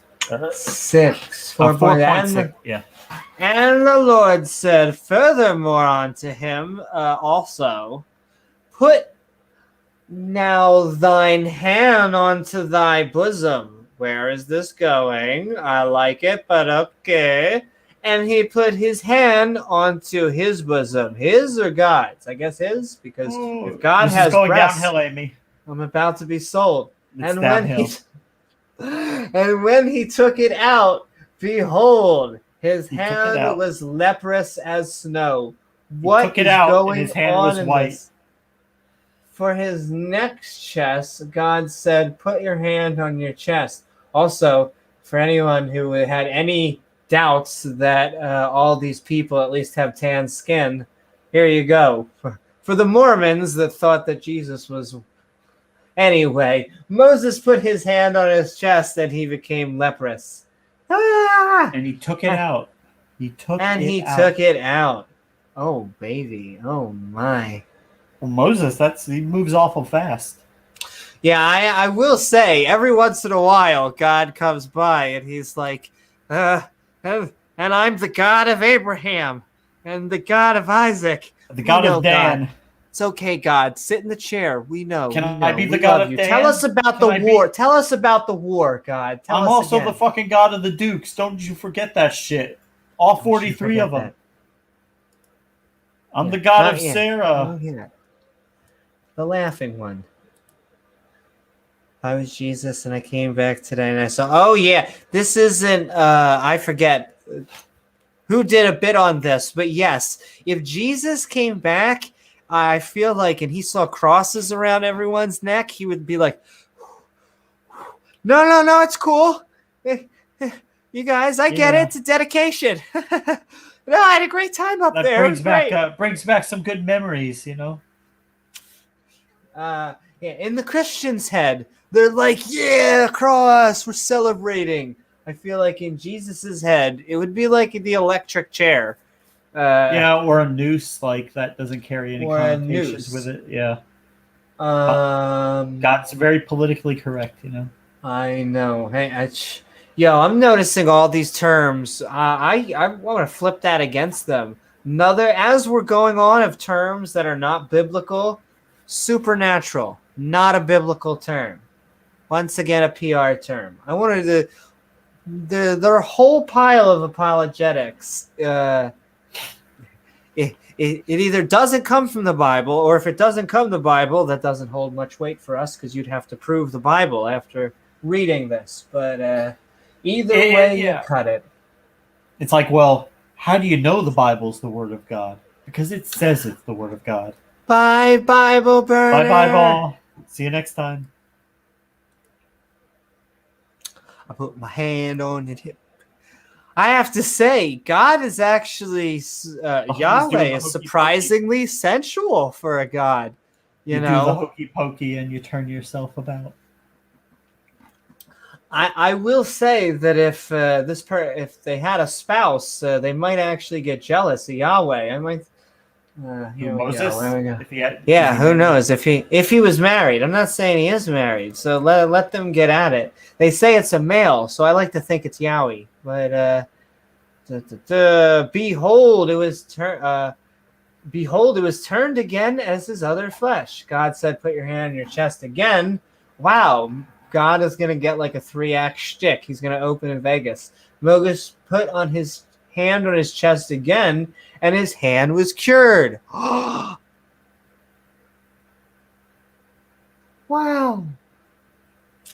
And it came to pass. Like healing amputees, Yes. Al, thank you for reminding us for our advertising. Don't forget to shout out to www.whywon'tgodhealamputees.com. And thank you, Robert, as always, awesome. Thank you, yes. And shout out to all the mods out there. Where were we going down? And everyone in chat. And watching. Take of the water, and it shall come to pass. Did I read that? And it shall come to pass if they will not believe that. Oh, no, I did see that.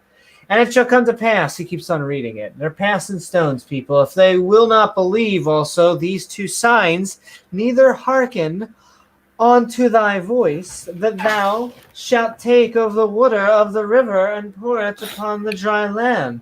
And the water which thou takest out of the river shall become blood upon the dry land. Okay, that also escalated quickly. I know. Honestly, I mean, this seems like science. Well, why aren't we teaching this in the classrooms? The water became blood. Duh. Oh, it's magic. If you believe in magic in Yahweh's heart. And Moses said unto the Lord, O my Lord, I am not eloquent, neither heretofore, nor since thou hast spoken unto thy servant, but I am slow of speech and of a slow tongue. Moses said, I'm not a good speaker. And Yahweh said, I can fix that. Just zap. Okay, now you're a perfect singer or speaker. Perfect. You fix that problem. Yep. And the Lord said unto him, Who hath made man's mouth, O baby? Or who maketh the dumb, or deaf, or the seeing, or the blind? Have not I the Lord? God said, Who made men's mouths? Why, you interested? Who made blind and deaf people? Wasn't it me? Yes. Go, I'll be with your mouth. Kinky. I'll teach you what to say. Now therefore go, and I'll be with thy mouth. Okay, Why go be not? with thy mouth and teach thee. Let's just say, well, I mean, when in Rome.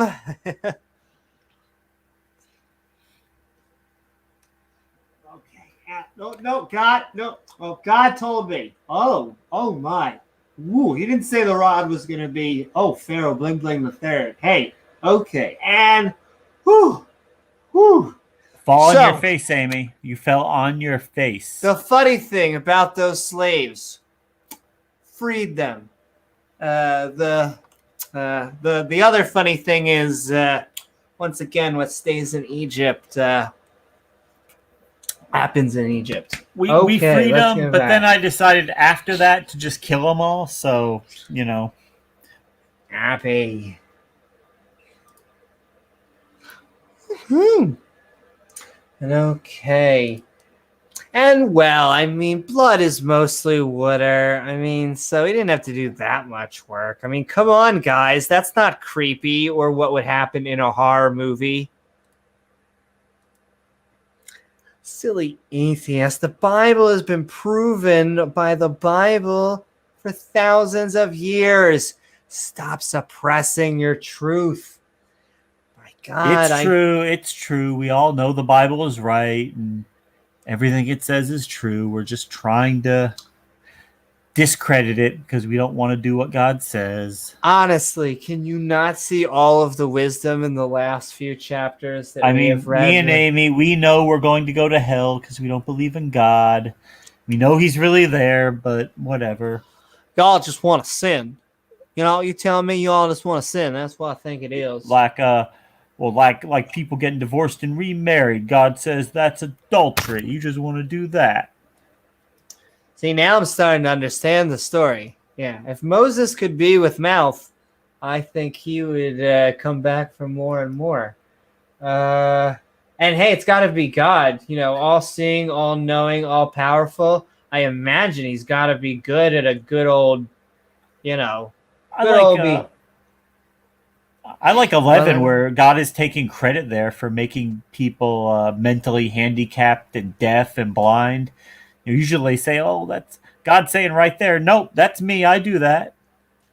I do that. I That's do me. that. That's Yeah. my work. If I want to make someone mentally handicapped, I'm going to do it. I'm gonna do it. Now, therefore, go, and I will be with thy mouth, Again, and teach thee what thou shalt say.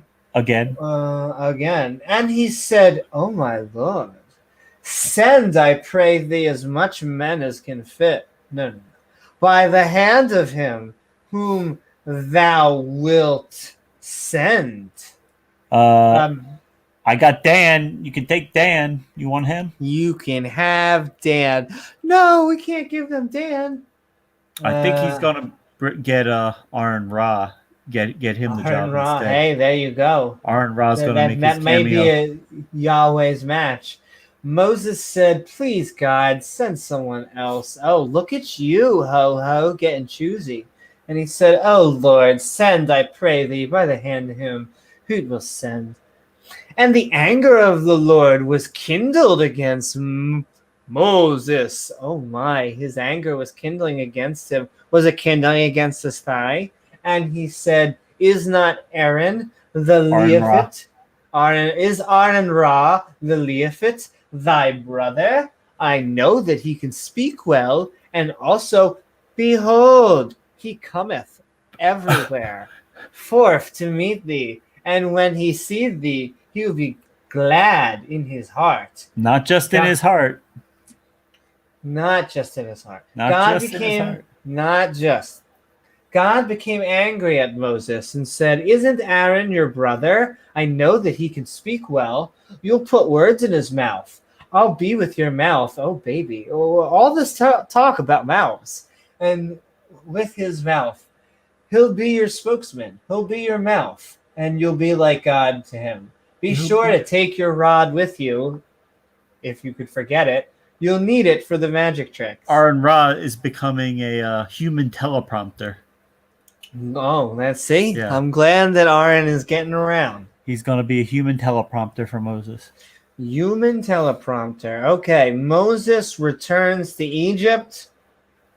And then I ran and thou shalt take the rod in thy hand, where thou shalt do signs. You've got the rod in your hand, Amy. We got the rod in my hand, kinky baby. And okay, we got some lovely injustice going on. But don't forget that cruelty. You know how it is. I'm sure you guys love that whooshing sound. Oh, and some family values. That's good. That's good to know. God is a family God. He's loves a family guy. families. He loves families. So honestly, this should be some good old biblical family values that we could put on a bumper sticker. So I'm excited. He killed a lot of families in the flood, but he did promise right after that not to do it again. So exactly, with the no flood. more flooding. I mean, he might nuclear Earth or whatever, but he won't flood it again. He didn't say this in the Bible, but he said, "And I won't kill you with the flood," because that'd be boring. I gotta spice things up. I already did that one. I did that one already. It's not fun. And okay. 18. Thou hast a pretty mouth. Oh, baby. Yeah, I wonder what Yahweh's mouth looks like. Wonder if it's nice. Okay, so Moses returns to Egypt. So he was sent away, banished out there, but now it's time. It's time. If we're in mythic structure, he's got to come back and face the big boss. He's got to face Pharaoh Bling Bling the Third. He's got that rod in his hand, baby. Oh yeah, I think I've probably heard that song, and like I said, I think I've seen that video on Pornhub. But and Moses went and returned to Jethro, his father-in-law. Boudin, get that booty dean, and said unto him, "Let me go, I pray thee, and return unto my brethren which are in New York, and see whether they be alive." And Jethro said to Moses, "Go in peace." And the Lord said unto Moses in Midian from Final Fantasy VII, "Go return into New York, for all men are dead which have sought thy life." Moses said to Jethro's father-in-law, "May I go back to Egypt to see who is still alive there?" And Jethro said, "Sure, go in peace." And God said, "Don't worry about it. I already killed him." Go. God said to Moses, "Go back to Egypt. Everyone who is trying to kill you is now dead." What a nice guy. And Moses took his wife and his sons and set them upon his ass. Just gonna let that linger there for a second. And he returned to the land of New York. And Moses took that big fat rod of God in his hand. That's gotta be huge. It's gotta be huge. I mean, Ken Oben says the whales have a 15-foot penis, but I mean, imagine God's. How big was God's? So Moses put his wife and sons on his ass and returned to Egypt, carrying God's rod in his hand. That whole sentence is fantastic. Oh my, we have some fun coming up. And so we're going to finish the last of this, and then we're going to make it open mic and see what your guys' thoughts are on this chapter as we see Moses. We finally, like I said, this nice minor character that no one ever talks about. Charlton Heston. And Moses took his sons. Okay, and the Lord God said to Moses, "When thou goest to return to New York, see what thou all do those wonders before Pharaoh Bling Bling the Third, which I have put in thine hand. But I will harden his heart that he shall not let the people go." I'm going to read that again. But I will harden his heart, as in Pharaoh Bling Bling the Third, that he shall not let the people go. In fact, I'm going to read that whole paragraph in a second. God said to Moses, and you'll understand why in a second, when you get to Egypt, or do all the wonders that I taught you in front of the Pharaoh, I'll harden his heart so he won't let the people go. Harden his heart. At least something's getting hard. Yeah, at least something's getting hard. But we need to talk about this passage for a second. Because this guy, God, is basically saying, go, perform your magic tricks, impress him that I am your God, but I'm going to harden his heart so he won't let the people go. Yeah. So I mean, Pharaoh might have been open to persuasion. He might have just said, you guys aren't worth the trouble. Get the fuck out of here." But God changed his mind and said, "No, he's not going to do that." Like it has to be like God Right. wants it to be both. Like God's playing games. He's like, no, go do that shit that we've been practicing. It's I'll not make gonna sure work. no one leaves. Yeah, It's it's not not gonna gonna work. But okay. And thou shalt say unto Pharaoh Bling Bling the third, thus saith the Lord, Israel Shmishmael, the guy is my son, even my Even. firstborn. Whoa. Wow, even my Shit firstborn. got real quick. I am your father, Hi, I'm my your firstborn. and I'll say unto thee, let my son go. Famous line. And then he may serve me. And if Pizza. thou refuse, and I'm getting hungry. He's And gonna if serve thou you. refuse to let him go, behold, I will slay thy son, even thy firstborn. Because that's appropriate. Excuse To me? kill the babies, yeah. Oh, keep on hitting it. And say to him, God says, Israel is my firstborn son. If you refuse to let him go, I'll kill your firstborn son. As you do. So, once again, he is saying, I'm going to kill their firstborn sons if they don't let them go after he makes sure Harden Pharaoh's heart, he yeah. hardens their heart. Nice And of course, guy. we all know when adults do something wrong, the correct response to that is to kill their child, their firstborn child, right? That makes it better.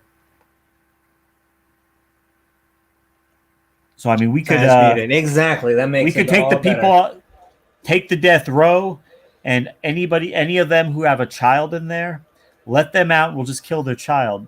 That'll make up for it. That'll make up for it. That biblical heat, baby. Let my Cameron go. Okay, so now that we got that contradiction and horribleness out of the way, because I mean, God, I'm waiting for Yahweh to get his makeover or his 2.0.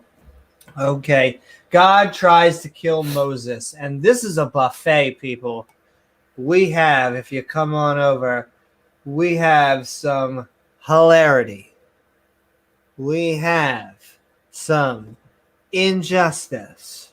We have some cruelty. We have one. I have my intolerance is coming on the way. I have an intolerance stuffy coming on the way. Intolerance, the cross? Intolerance is the cross. So we have some good old intolerance. We have some good sex, baby. And we have some feminism. Woohoo!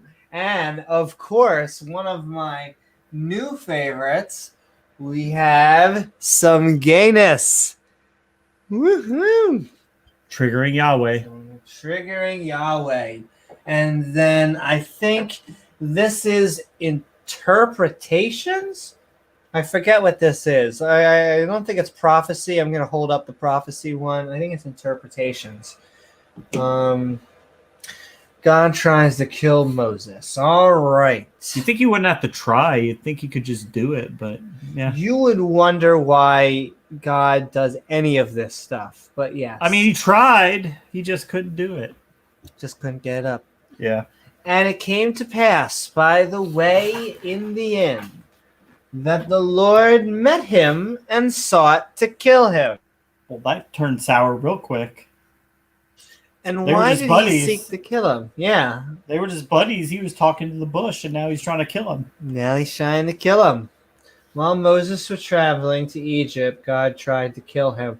How did he try? Once again, it doesn't even tell us. but this is word for word. This is scripture. Like this isn't the biblical annotation.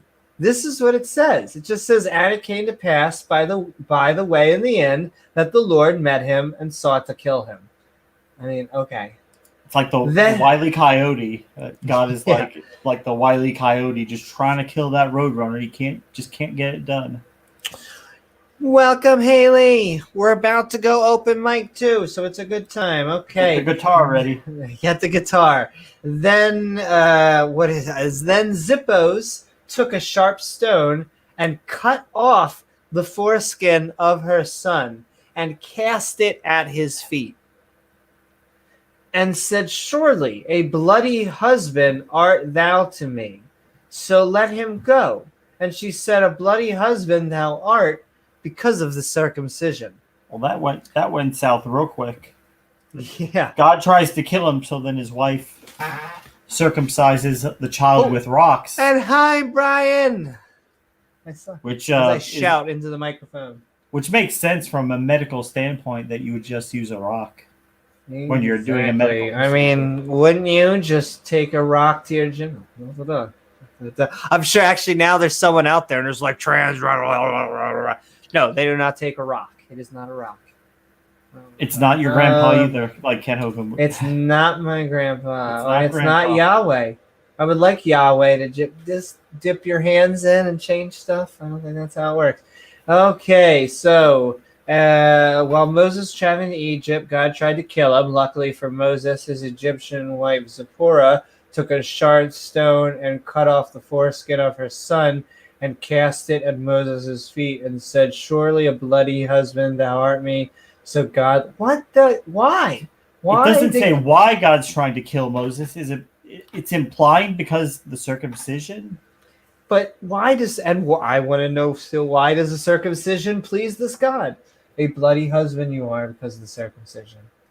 So God was going to kill him, but then his wife mutilated their son's genitalia, so then God's okay with that now.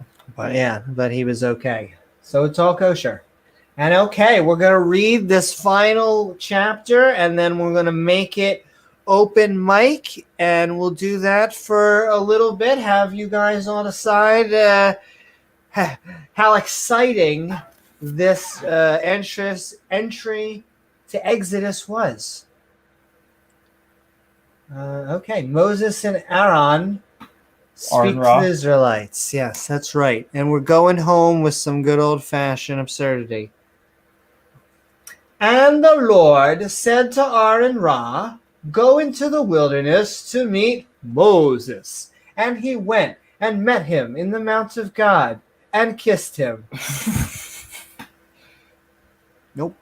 And God said, I'm done. Okay. What the hell? God said, Moses, you might want to get your family off of your ass at some point. Once again, I'm not reading the annotations. The Bible just said that God made out with someone. What am I reading? And what am I reading? He said to get your family off of your ass. That's not a very good place to put them. But this means we could ask the question, was God a good kisser? Right? I think he would have to be, right? I mean, I know we don't believe the story, but I want to fight a creationist, and I want to ask, is God a good kisser? Did God slip some tongue in there? I mean, yeah, these are the real questions. Okay. And Moses told Aaron Ra all the words of the Lord who had sent him and all the signs which he had had. And Moses and Aaron Ra went and gathered together all the elders of the children of Israel. All of them? And all of them? All of them? And Aaron Ra spake all the words which the Lord had spoken unto Moses, and did the signs in the sight of the people. And the people believed. And when they heard that the Lord had visited the children of Israel, and that he had looked upon their affliction. Excuse me. There's the affliction. Then they bowed their heads and worshipped. So God said to Moses, as you do, go into the wilderness to meet Aaron, So Moses met Aaron on the mountain of God and kissed him. Just breaking fourth wall here. After What? he grabbed his bosom and got his Yeah. family off his ass. Oh my. Hopefully. So Moses met Aaron on the mountain of God and kissed him. I'm never going to let this stuff down. I want you to know. For all the Christians and Jews that are reading this, I'm never living this stuff down. Moses taught Aaron all the magic tricks that God taught him. Moses and Aaron gathered the people that showed him all the magic tricks. And the people believed that when they heard that the Lord God had visited the children of Israel and they had looked upon their affliction, then they So they're bowed their not heads in skeptical worship. anymore. So, and the people believed. Yeah, they're not skeptical. Woo! They're just going to believe it again, which is the way to go. The way to go. Faith. Woohoo! And okay, so we just read the book of Exodus. Did we finish the chapter? Chapter 4. That's it. It's a show. Oh, wait, is that it? I don't think we finished it. No. I can't tell. No, that's it. And people believed. It went fast. That was it. Okay. All right. I don't know why I thought there was more to go, but yeah. It felt long when I went up, but yep, we had this crazy chapter here and then here. So there we go, and it went pretty fast. So we got through tonight chapters, the book of Exodus, chapters 1 through 4. Woohoo! We're making our way.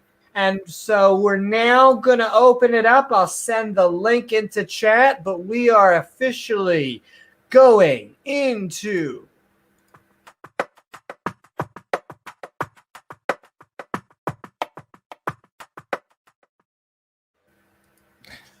So, I mean, Amy, when you decide to store things on your ass, like your family or whatever, it's just very convenient. As you do. Very Don't convenient. you remember? And you remember when you first made out with God, right? I'm not. That's not registering. Hey, I remember my first time. It was in a dark, stormy night. He had taken me out for dinner, a good wine, as a god does. I couldn't leave without giving him a peck. What can I say?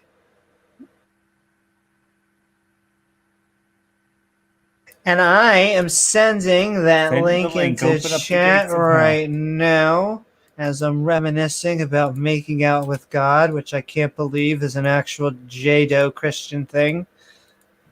Refer that to Otangelo. That's his department. Yeah, I'd like to know. So there we go, and I'm pinning that in there, guys. Yeah, this is an important chapter. We got to the hardening of the heart, which is a huge theological problem. Yeah, that is always I've brought in that up to Christians before, to apologists before, but it was nice to actually read it with, in my opinion, all the context. When they want to ask what's the context, there it is right there when we're reading it. What else would scream free will louder than God altering your will? Once again, no mention of free will. Yeah. So the Pharaoh, he might have let you guys go, but I made it so he wouldn't. He didn't have free will. You silly people with your free will. Funny enough, when it comes up against my plan, that seems to get overridden.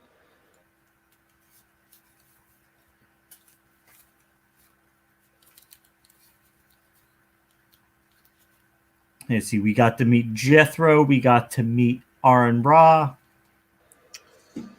Got lots of Moses. Let's see. Got a rod the magic. On the ground. We had the magic tricks. This is basically the giant portion of what I think we think of culturally. This story.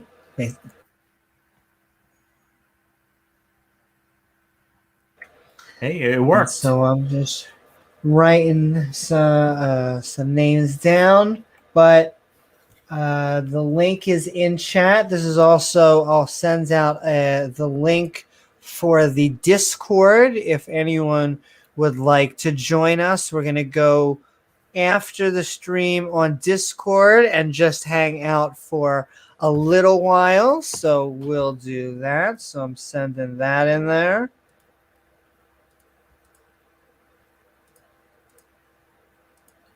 Throw your rod on the ground, Amy. So did you read this when you were what did you go to? Did you go to I forget, is it not catechism, or what are the actual words? Like Sunday school? Yeah. Yeah, Well, Sunday school, and then what did you get Bible sent studies. What was that? You're on to? mute. As in, what did you get sent to?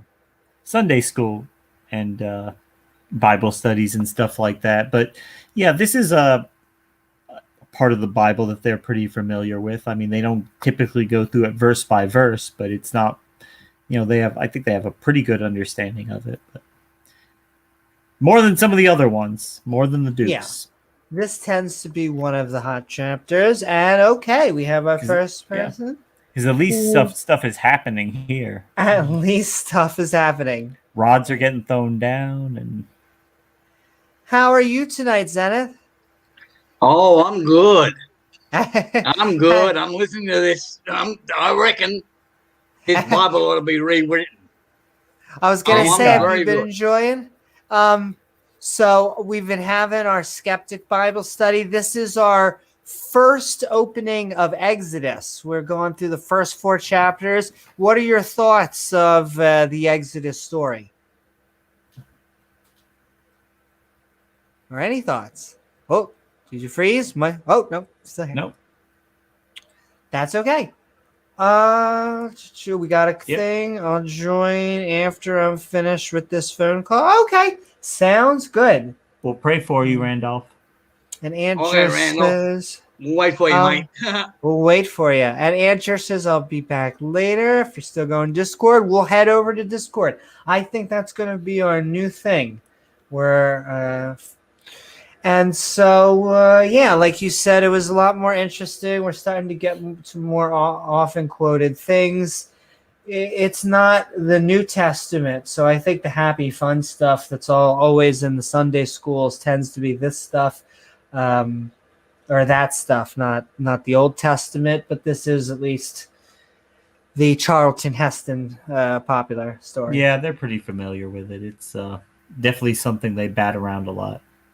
I mean, I guess it's a good story from a literary perspective, but yeah, well, at least yes, it is. It follows more along the lines of actual mythic structure than a lot of the Quicko stories that we have, which have just been, go kill your son. Just kidding. Okay, cool. Here's the reward. Like the Tower of Babel, which was like half a page. Exodus.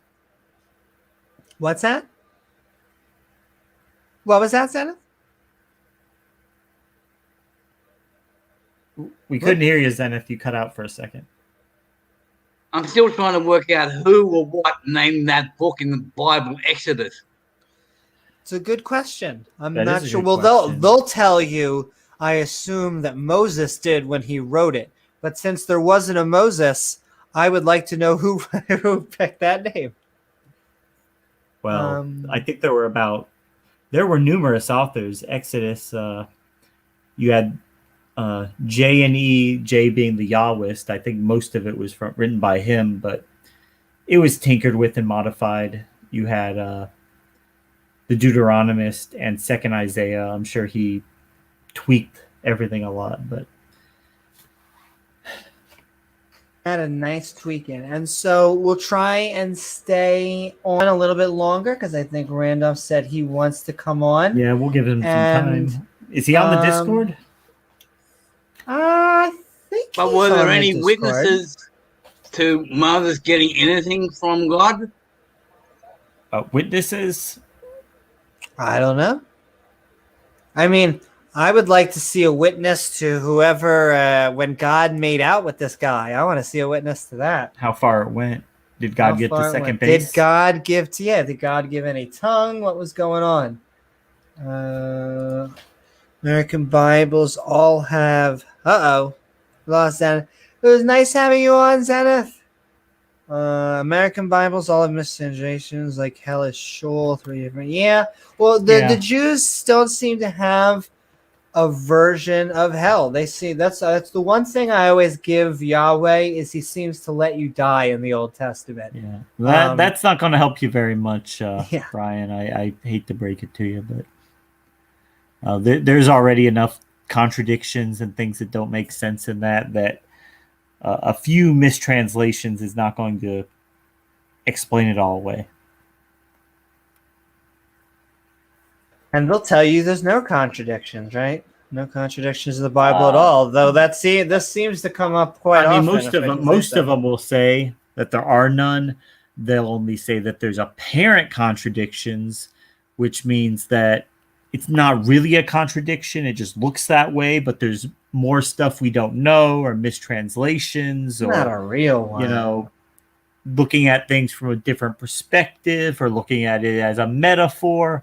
So they've got various rescuing devices that they can apply to try and make it look like it all fits together, but gotta make it mesh.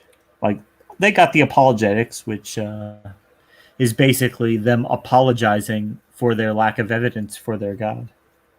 And yeah, Brian, it seems to be a Christian and a Muslim concept. Right. That wasn't added until the New Hellfire Testament thing. Yeah.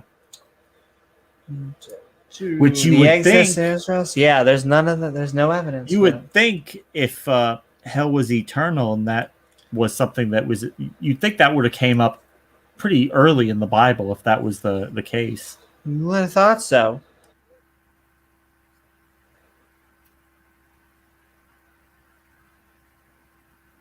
But nah, it's like God's got like a surprise party on there. Like you think you're just going to die and go in the grave, and then God pops out of nowhere. Surprise! You're in hell. Surprise! You get to burn forever. Yeah. It's also what gets you into hell has always been also confusing to me because it changes from theist to theist. Sometimes it's works, it's grace, it's none of the above, it's predestined, it's blah, blah, blah. It's like, because if it's just belief, then he's a dick. There's no other way. A lot of theists will just go with the well, he knows, he sorts it out and all this stuff, which is at least it's an untestable claim, but at least it's more unfalsifiable. Hey, woohoo! Speaking of, hello, Oz from the lovely Atheist Round Table. How are you? Hey, Oz. You guys, you don't have to applause. Jesus. Standing ovation. It's hard. Ladies and gentlemen, Oz has left the building. Now, I can't promise you that, like a god, everyone's just gonna start making out. But I cannot believe, Oz, did you know that passage was in the Bible? Which one? The one where I guess. Like a god kisses a man. I mean, that is like he's getting. Yeah, that's frowned upon in the church world. It's frowned upon. I can only imagine. Like Yahweh's Italian style wrestling with Jacob. Which, if you're wondering what Italian wrestling is, it's there was a Catholic priest in, I think, the 1970s, and one of the kids' parents came up there like, "Why are you always grabbing my son's genitalia?" And he said, "Oh, it's that Italian wrestling. It's where, you get the guy on the ground and then you grab the genitalia. That's all that was." Ooh. No, so I actually I was like, it's hard-ish. I'm looking at Brian. Look, they read the other way around, but I mean, so do the Japanese and lots of other languages. Hebrew, yeah. It's middle. It's middle. Goes right to left. I'll do the same trick I always do, like I'm being patted on the head. I live, bet, bet. I live, bet, bet. Give me a dollar, hey. Give me a dollar, hey. Bob's sign. Okay. Oh, I'm glad Please just my continue parents the paid song. for. I know. I'm And watch glad out my for snakes. parents paid for Hebrew school. That's their. That's like the tax dollars at work right there. But yeah, we're into the second book of the Bible. 10% of the way through. The people. Bible. And Gotta love just the people. some crazy stuff in there. And yeah, Oh, you gotta There love it. is. The Old Testament as a whole is just jam packed and loaded for great entertainment. But those first two books are extraordinary entertainment. Yeah. Extraordinary. I mean, gift that Yahweh's keeps the on main giving. character. Like, if this was a young adult novel, he would get main casting. Like, he is out Yeah. there. Yeah, and I always there's a guy on TikTok. He's a KJV only Christian, right? And I love him. He really is. Only. He's a good dude, but is obviously I completely disagree with his religious views. Yeah. But he heard me talking about it on one of our because he watches Tart now, and he was like, I heard you talking about Bible porn, and I started to get like upset at first. Then I realized when you were talking about Bible porn, you were talking about Song of Solomon. And then I went back and read it again, and you're right. That's Bible pornography. Let me tell you, the joke I normally make is if I'm not putting sex in the Bible is putting sex in the Bible, because they have like 3 or 4 different euphemisms for sex. They know each other and they begatted each other, and it's Came like, onto. Yeah, this came is not a onto her. PG. Well, I mean, imagine, Amy, if they were trying to cast Yahweh for something, that would just screw up the credits. The God of Abraham, God of Isaac, As I hit even things. the God of Jacob. I am that I am that I am that I am. Even the God of Jacob. Even Jacob. Even Jacob. Not Joseph, just Jacob. Yeah. And we what's that? No, I was just laughing in agreement. And so this is, I think, half of the famous story. We haven't gotten to the plagues yet. the giant, the plagues and all that. Yeah. I have a question for you, Oz. How you feel about this whole heart hardening shtick? That Yahweh came in and just hardened. He's like, no, don't Free worry. will. Yahweh is Free will. Well, I won't say everybody. Anybody that has tuned into any Tart episode that we've had, or any appearance that I've had on another show where free will is brought up, my first thing is that there's 2 things that I know that are bullshit, and that's faith and free will. Those are both bullshit. In the fact that we have the God, the all-loving, all-knowing, like he's supposed to already know all this shit. Now all of a sudden he's hardening somebody's heart. Like we have eliminated free will in so many different passages in this book. But that I say is in like the top 2 or 3 probably, as far as the God himself eliminating free will from the conversation. It's just so blatant, it's just right there in your face. I'm trying to understand where Christians and Jews, I don't know if the Jews do it, but I don't know where they get this concept. This seems to be like a past few hundred years thing, because the Bible seems to only care about one person's free will, and it's Yahweh's. That is the only person. Well, they use it as like an excuse to get through the Garden of Eden, because like you always say, why did God put the tree there? Or why didn't he fence the tree off? Because that would violate their free will. He had to make it available so they could choose to disobey him, even though he knew they would. Got to make the story play out, or else where would the fun be? The God of Abraham, the God of Isaac, the God of Jacob, the God of Dak. The god of Zach. The god of the god of the god. God, the god of the god. But you can't ask where their god's god came from.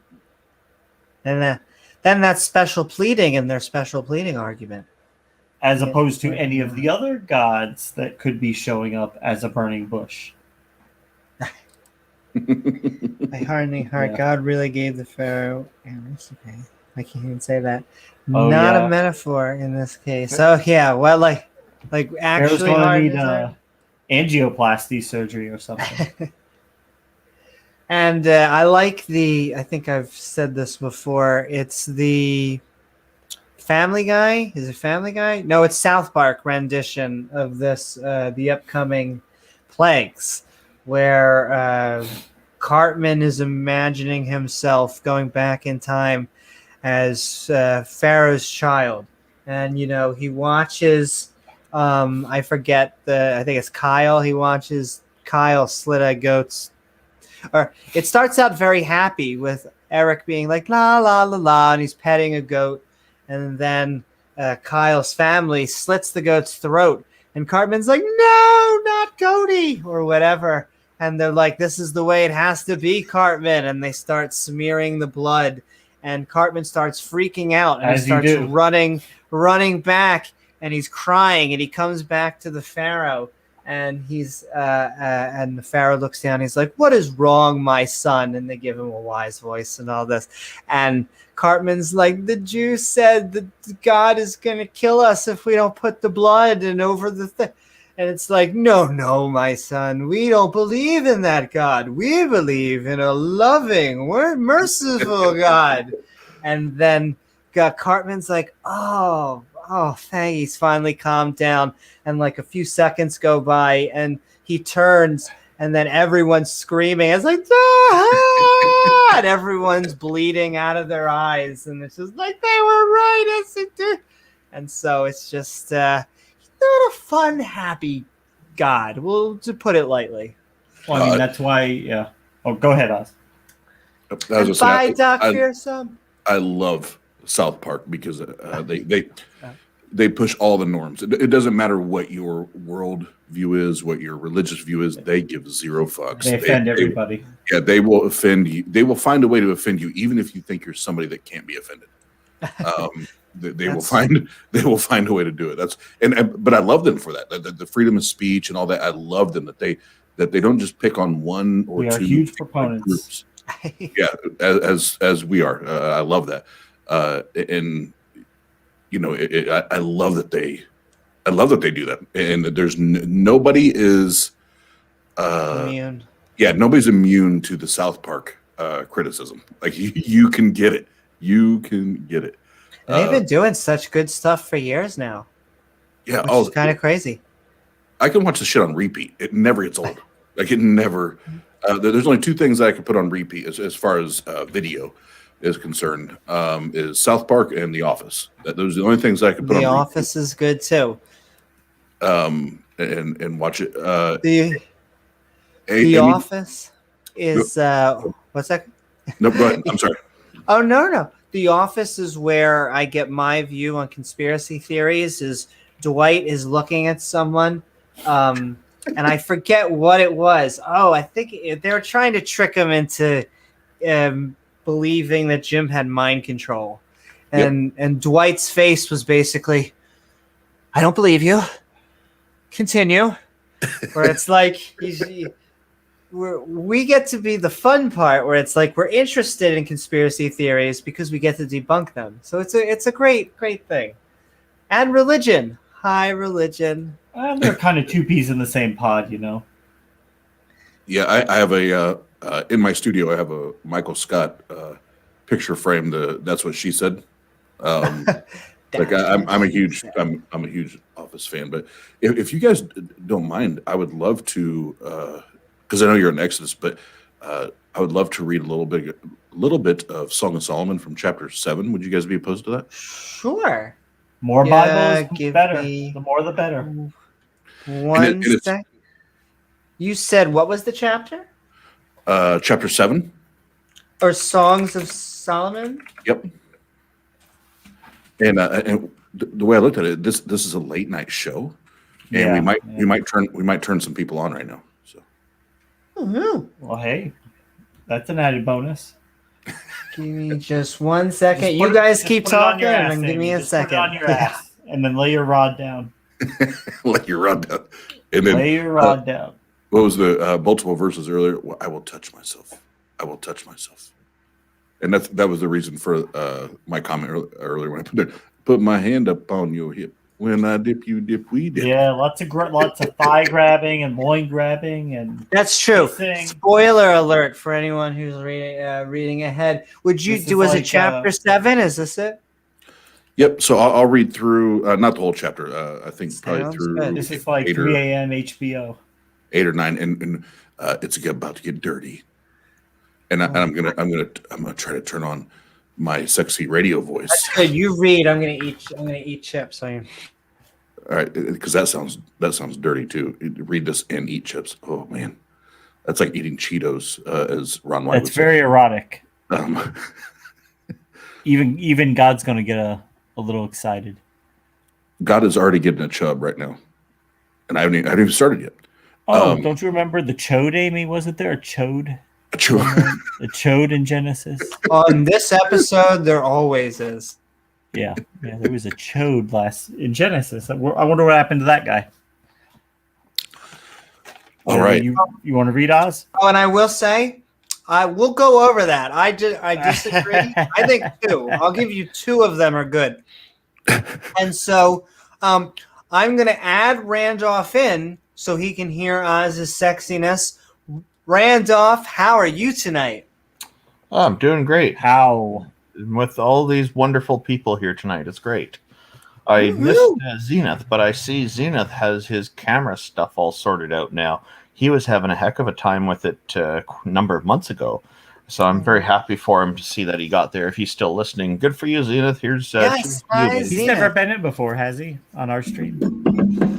he was having a bit of a struggle trying to get things working, and he championed through it, and he's online now with it. I'm very happy for him. Struggle's So- real. Yeah. And so, Randolph, it may be an Exodus, but we're about to read the Songs of Solomon. So hold your thoughts. We'll come back to it. Oh, that's okay. I'm done. Hi, Oz. Hey, Randolph. I'm about to give But Oz, tonight's Bible sex appeal. All right. woo-hoo, the floor Ratings is for all Amy. yours. This is fantastic. All right. Now this is the sexual readings of the Holy Bible. Song of Solomon, chapter 7. Listen closely. How beautiful are your feet in sandals, O noble daughter. Your rounded thighs are like jewels, the work of a master hand. Your navel is rounded bowl that never, ever lacks mixed wine. Your belly is a heap of wheat encircled with lilies, and your 2 breasts are like 2 fawns, twins of a gazelle. Your neck is like an ivory tower. Your eyes are pools in Heshbon. By the gate of Bath Rabim, your nose is like a tower of Lebanon, which looks towards Damascus. Your head crowns you like Carmel, and your flowing locks are like purple. A king is held captive in the tresses. How beautiful and pleasant you are, O loved one, with all your delights. Your stature is like a palm tree, and your breasts like its clusters. I say, I will climb the palm tree and lay hold of its fruit. Oh, oh, may your breasts be like clusters of the vine, and the scent of your breath like apples, and your mouth like the best, best wine. It goes down smoothly for my beloved, gliding over your lips and your teeth. I am my beloved's, and his desire is for me.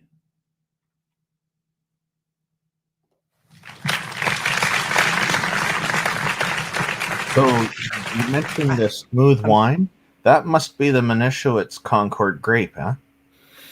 I'm not going to say I finished, but close. That was amazing, Oz. You've got a real talent for this. Now, were you reading from a different translation than what's on the screen, or are you just ad-libbing? I was I think reading. he was reading his Bible. Let me look. I forget. I thought it was King James. Was it the King James? I thought he said his was. I don't know. That was ESV. Okay. Yeah, because the words were a little different, but mostly everything's right in line. That's why I was thinking it must be he's reading a different translation than what we see on the screen here. Okay. Close enough. I definitely added on a few words to put exclamation points on there, but Like you know the what? poem? You know what? The authors of the New Testament did that, so I can do it too. God damn Yeah. it. Totally valid. I'm sure Jeff would approve. Darn it. I can So do would it. Jethro.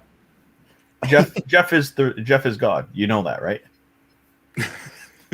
You know, Jeff it makes is sense. God.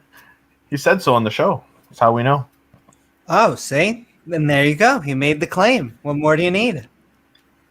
Well, he is God. So if he says he's God, he's God. So Right, because he can't be wrong because he's God. that's right. And if he says he's God, there you go. And if you're not sure, you can ask Jeff on the Tart Show. It's a fantastic. I'd rather ask Gavin. I think he would I have some will. insight into that. Yeah, you should call in and ask. Ask Gavin. Will in the house. Yes. And oh,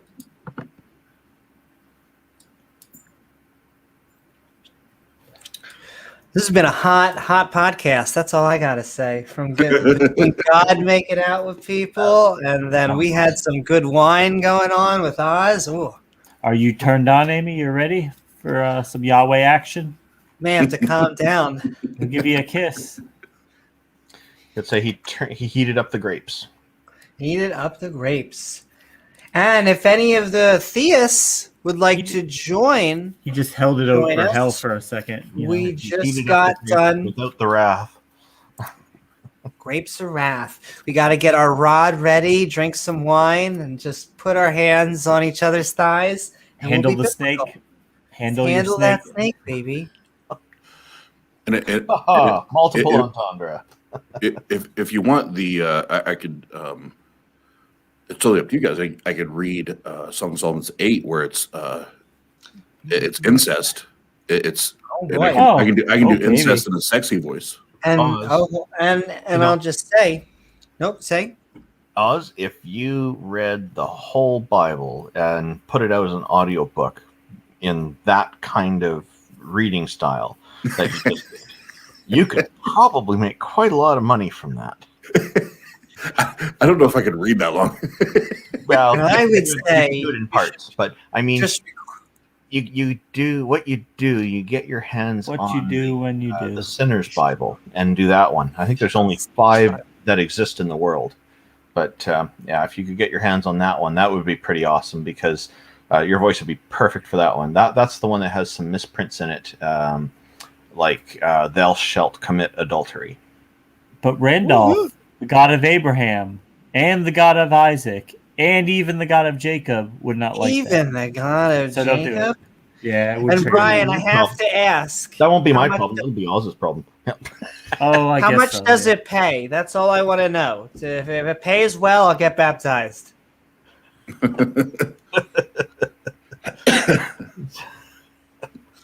And Who Who will- will, who will perform it, Amy?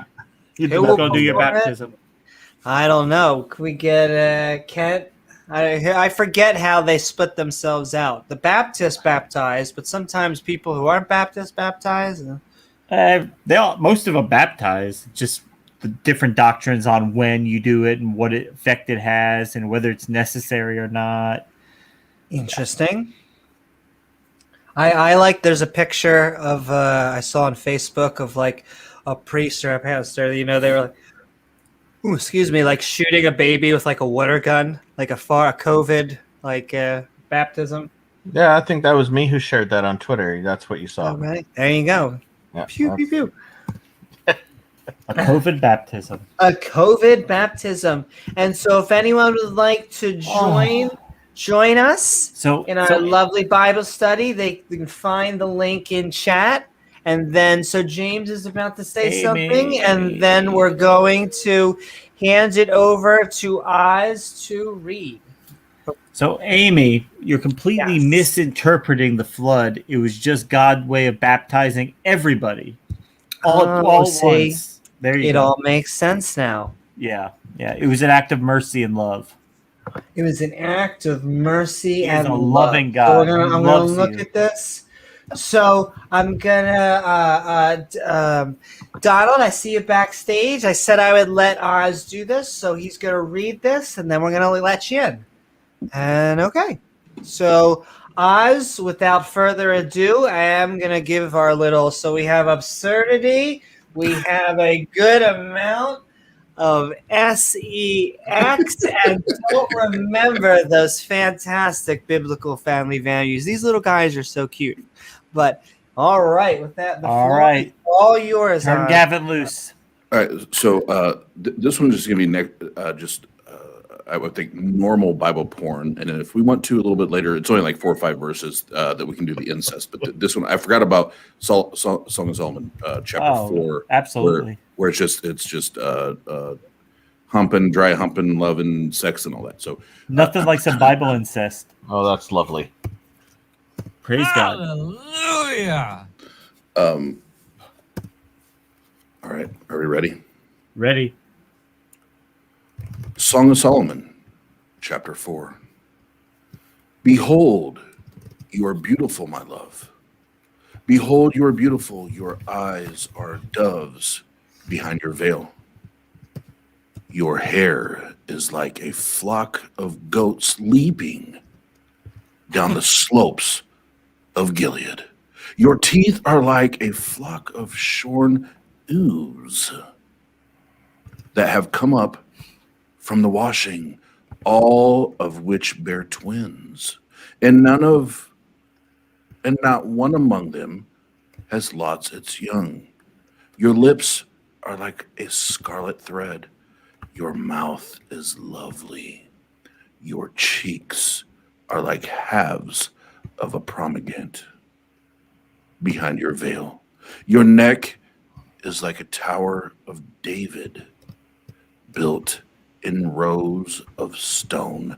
On it hang 1,000 shields, all of them shields of warriors. And yes, love, your 2 breasts are like 2 fawns, twins of a gazelle that graze among the lilies until the day breeze and the shadows flee. I can hear Randolph typing on his keyboard.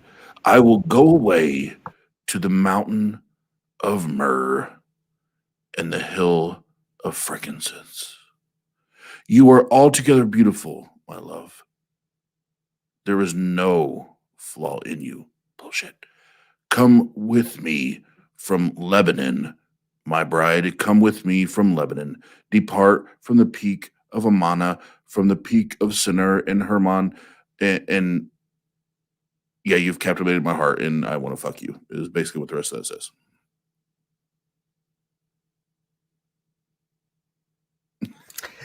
Yeah, so we can upload that to Pornhub later. And sorry about the typing. No, you're good. You're good. There's more about like I love how you slipped that in. That was smooth. It went with Smooth like good Concord with the grape minutia with passage.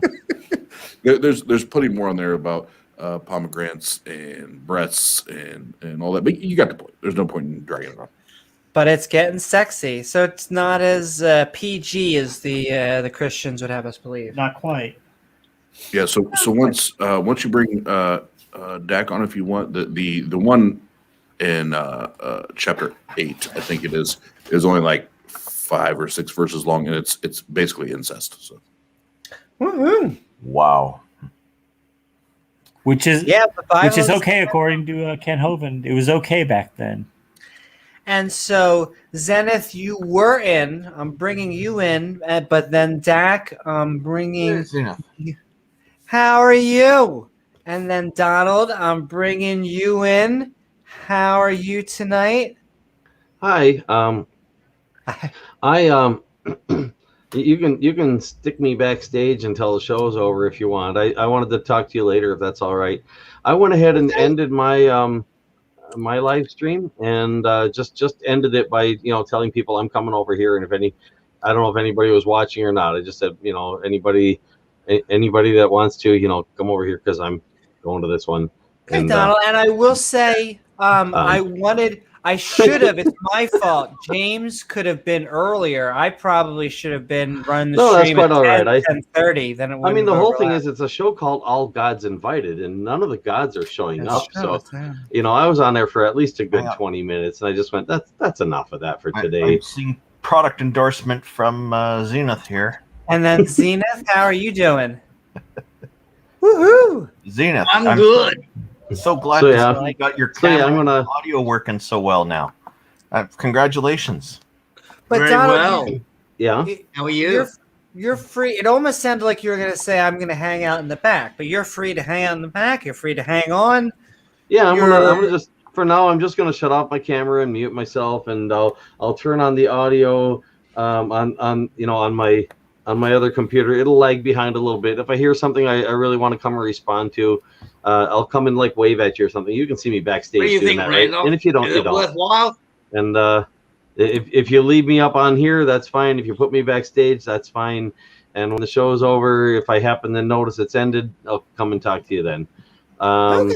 I got Well, we're stuff just I'd happy probably to like have to you. say, but I'll let everybody else talk. I do too much of that anyway. So talk to you later. We'll talk to Only you worked later. out Good why night. God likes foreskins. Because he was never circumcised himself. So then he had to find out where the end of his prick was, and he couldn't get it. Well, if he'd ever show up on my show, we could ask him. Making But sense. It's like Wheaties for Yahweh. You know, you gotta Anyway, eat your Wheaties. anyway, Yahweh. yeah, good show. Yeah. And yeah. I'd heard, maybe you can confirm if this is true or not. Yahweh apparently asked for 500, and they went and brought back 1,000. And if that's true, I'm wondering, like, did they take their job too seriously, or was it more the matter they enjoyed doing that, or what? Probably both. I'm guessing it was Yeah. just like, somebody had been saving them up and somebody comes As along you and would says, do. hey, we need some foreskins. And they're like, here's a box of them. We're not using them. Just, Some rabbi wanted to clean As house. you I do. still want to You got know any what of them happened laying to around the house, Amy? So some rabbi wanted to clean house. Also, welcome in the house, Claus Bowder. Claus Bowder. You have any spare foreskins laying around, Amy? I don't. I just ran out. I used to have like a whole jar, but then Why? yeah, did- you know, none of the ones you have left are spare, huh? Well, The you devil must never have know. absconded your foreskins. Randolph, you never know when a god is going to pass you by, and you're going to have to rub bloody foreskins all over you yourself, so he doesn't kill you. That damn Duh. devil, he's always trying to steal your foreskins. I Is just this noticed Doc Fearsome asked me, can God make food he doesn't like? Amy? Is that like the Pornhub version of Pascal's Gambit or something? Yes, it is. That's exactly. They throw up foreskins, and that just gets them off. Makes their foreskin extend. Yeah, but what happens when you got your pubic hair longer than your foreskin, and your foreskin gets stuck with pubic hair? That sounds like a drain problem. I would not want to be a plumber. I never thought of that. Like that. It's learn something new every day. Praise God. I don't even know what we're talking about at this point. But by the Me- by the way, Neither. by the way, I Foreskins. still Foreskins. by the Well, I way, I hear still my think the cat. part about Yahweh hardening his part was just humorous, no matter how you look at it. Well, you got to harden something. Yeah, yeah. Any rate, like I said, I'll be around, but I'm gonna mute my mic so when I turn on the volume for the other one, because it's not easy to reach to unplug these earphones.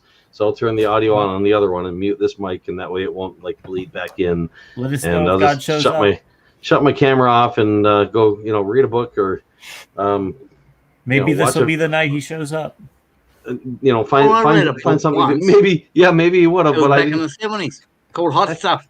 Like I said, I gave him like at least 20 minutes, so Not to mention that's my 9th episode. No God's showing up so far, except one person saying he was going to play a role of a god, and one saying, well, Buddhism says we're all gods. Well, So, you want a anyway, God, you get Otangelo. That's how it goes. have fun. Bye, Donald. But it's so yeah, Oh, that's Skeptic not Bible true. Study. I'm here. You're here. See, I'm we here. can worship you. You have anything to sacrifice, Amy? Any innocent animals to kill? I just ran out of innocent animals. But Amy, you need to keep that ready at all times. You should. You should have a chicken or a goat or something. I don't Or even your know how son. you Worms are innocent. If you don't have anything else, just kill your son. just kill your son. How else you gonna make it rain? Hamsters are innocent, right? I know the internet's not been kind to hamsters, but Oh, Ouch. yeah. Neither was South You guys Park. believe the hamster came out of a corn stalk. really? You believe the dolphin. What was he doing in there? Randolph, do you think hamsters and pine trees are related? I have no idea. It doesn't seem to me that they would be, but I guess if you go far back enough in genetics, I suppose they could be. I don't know. Yeah, that's just one of Hoven's classic lines. Oh, okay. Have you heard Dr. Josh's imitation of Kent Hovind? You mentioned that the other day. I haven't had a chance to find it yet. Oh, he nails it perfectly every single time. Yeah, you guys keep talking. I'm gonna go get the video of it because it's on our. I have it in our. Yeah. I have sure. it in our Yeah, he studio. did that on Tart, didn't he? Yeah. Oh, he's a dead ringer for it. He's got the inflections, the timing, and he says the right perfect things. It's excellent. Yeah. And Good old okay, Kent. well he's while I was just pulling that up, I was gonna ask Zenith, but anyone else? We're probably coming to the end. Also, that's what she said because we're coming on our hour 3 of our Skeptic Bible Study. Everything off your ass. Maybe in Exodus. Yeah, everything off. We loaded our asses as the Bible told us to do. Just want to be biblical. Those donkeys can sure carry a lot. Oh, baby, can they? Look, Oh, you're boy. lonely. It's the desert. Your wife doesn't exist anymore because she came a pile of salt. Things happen. Pharaohs are dropping like flies. Pharaohs. There's a new Hearts are pharaoh being every hardened. week. You're here. I'm queer. Most people are used to it at this point. Hello, Klaus. So cute. So it's been fun. My breasts are like towers. That's an interesting. The Song of Solomon. Let me tell you, we're gonna have some Like interesting towers. messages. Like twin towers, right? Like the Twin Towers. Twin Towers. Good movie. Not Is that the same King Solomon who tries to get everybody to compromise? I don't know. Is it? I believe it. They are one and the same. Yeah. Yeah, I always thought compromise should be kind of like a last ditch effort. You try to find better solutions that everyone can benefit from first. But oh well. Now we'll have to get Simos on here. Let's get Simos. Oh, he knows Simus, I guess. It always seems to me that compromise is the last ditch effort, because when you compromise, you have to give something up Hey, that you don't want to give up. go for the gold. Yeah. Compromising is for the adults, right?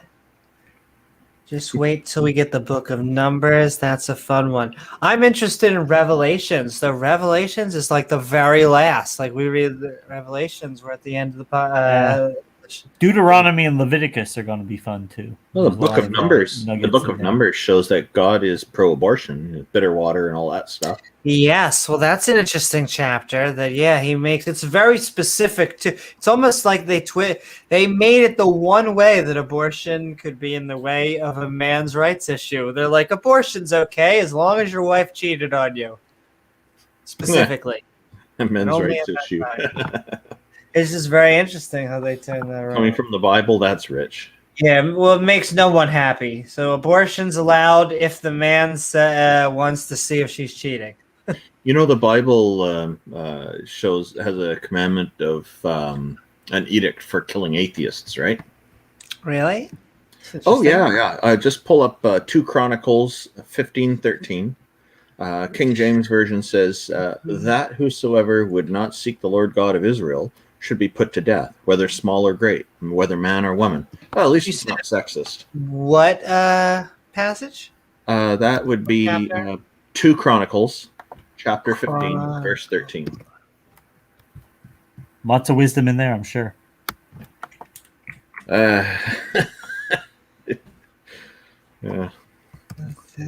Once The Book again, of Mormon also commands killing. spoiler warning. The Holy Quran does too. Yeah. Oh, and okay, we actually have Oz's video. All right. Oh, right. So we're going to play that, and then I think we're going to, unless no one else is going to join, what is it, the Theus saying hi to you guys? But if not, then we'll wrap up. Hello to all the fans, fine brace people yourself. out there watching the stream and the Christians too. Yes, I'm happy to actually Can't get hold those the fans, brace sponsors. yourselves. This is good. And we love you, atheist community. Waha. Yeah. We're a welcoming community, an open community. Yes. And then I'll warn you, Oz, even though you probably already know this, make share audio, because I'm only saying that because I forget every time that I start sharing. Okay, I have to full screen this. I want to hear this. I got you. He got me. Yeah. Hey, See, I think Oz, that would be hilarious. Oz, has Aunt Kathy ever talked to Ken Hovind before? Oh, I doubt it. Does she know who Ken Hovind is? I'm sure. Well, I mean, it's a good possibility. I'm not sure. Hey, what's Aunt Kathy's area code? I'm not saying that live. Dude, the area code, for the love of God. Come on. It's not. We're not from a big fucking city. The area code. Like somebody can guess her phone number by an You know, area I'm not doing it. You can get mad at me. I'm not doing it. area code. Like, you know, everybody in the city where she lives has the same area code, right? I don't care. Like, I'll I give you remember my watching bank's this routing live. number over this. Fuck you, boss. I'm like, yeah, everybody should. My bank has the same Everybody routing should. number. I'm not okay. Cool. No, because I'm looking at these numbers. I don't know which one of them was her. I'm putting it in a private chat. Okay, there you go. Oh, 605. Got it. Just kidding. Got it. There it is. There's Aunt Kathy. Let me call Aunt Kathy. It's a good thing we all love each other on our channel.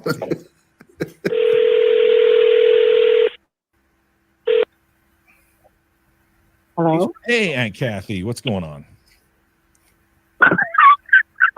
Oh, don't you giggle at me, Aunt Kathy, you sassy little thing. You sassy little Christian. What are you doing?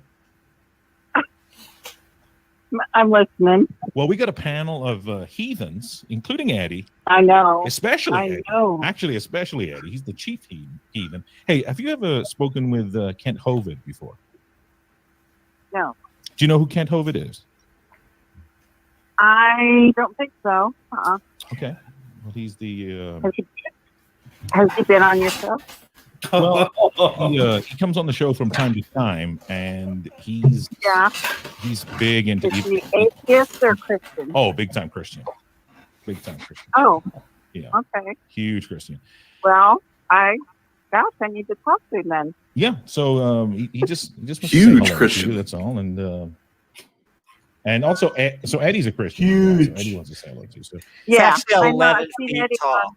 Eddie and I talk. And we're shooting we're shooting in front of a live studio audience today here in New York City. Aunt Kathy, everybody! Hey, what's going on, Aunt Kathy? Hey, give it up for Aunt Kathy. What's going on? So, Kent, what have we got for Aunt Kathy? Yeah, I guess I only have one question for her. Okay. Yeah. So, is she one of these strange people that doesn't think that the world is only 6,000 years old? Okay. That is good. Ah, look, she doesn't have a response. It seems typical. Okay. Yeah. So what he's asking? I think it's old. Go ahead. I think it's older than 6,000 years old. Oh, well, see, I think that's just, I think that's just something that you're evolutionary. You see, this is something we shouldn't have the taxpayers paying to have this sort of religion paid in our schools, okay? Because, I think if we have it funded by the citizens, okay, then I have to pay for it. And it's not, you should come down to Clearwater, Florida, and give me that money, okay? Kent's getting a little bit hype here. So, Aunt Kathy, you may want to calm him down a little bit. He gets a little bit hyped up sometimes, Aunt Kathy. What can we do to calm Kent down for us? He does one more here. Anyway, good morning.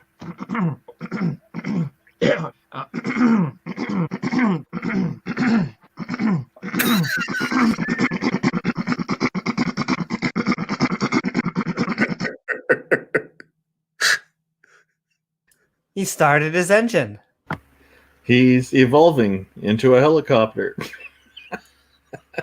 I didn't mean for it to interrupt what Oz was playing, though. I was thinking you'd play it after.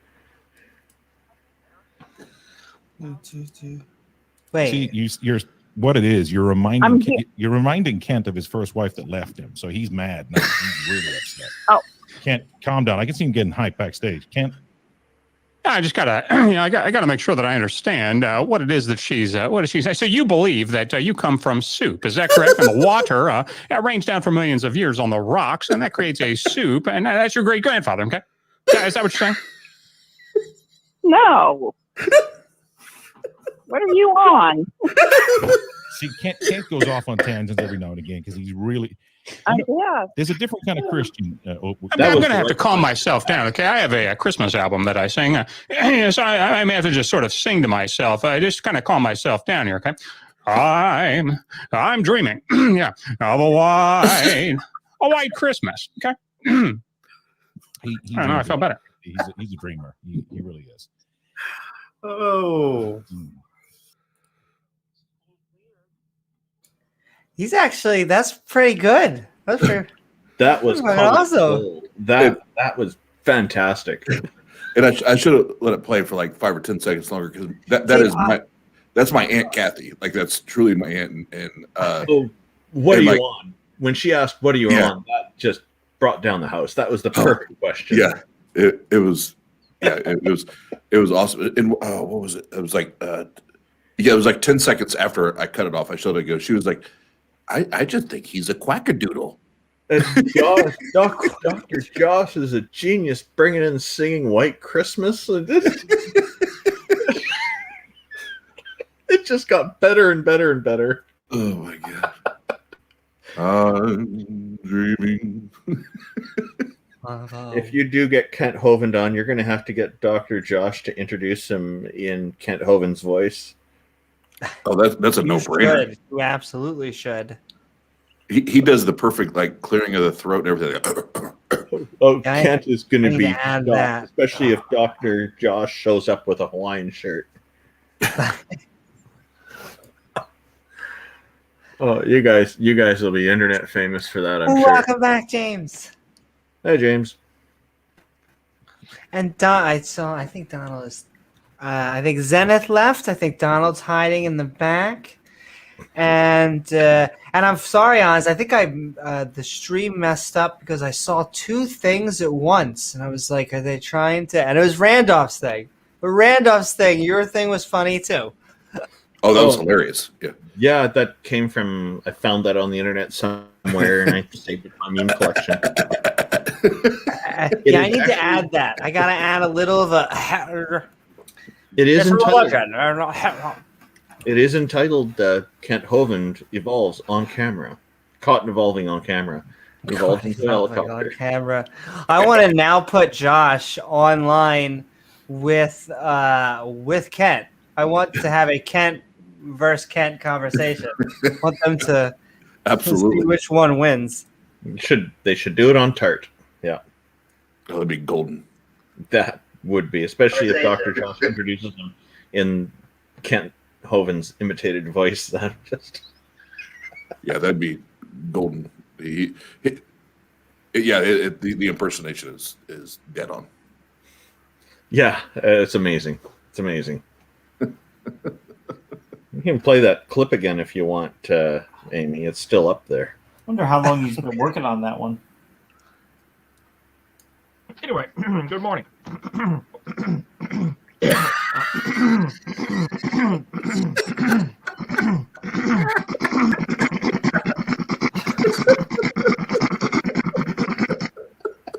And we've flown away.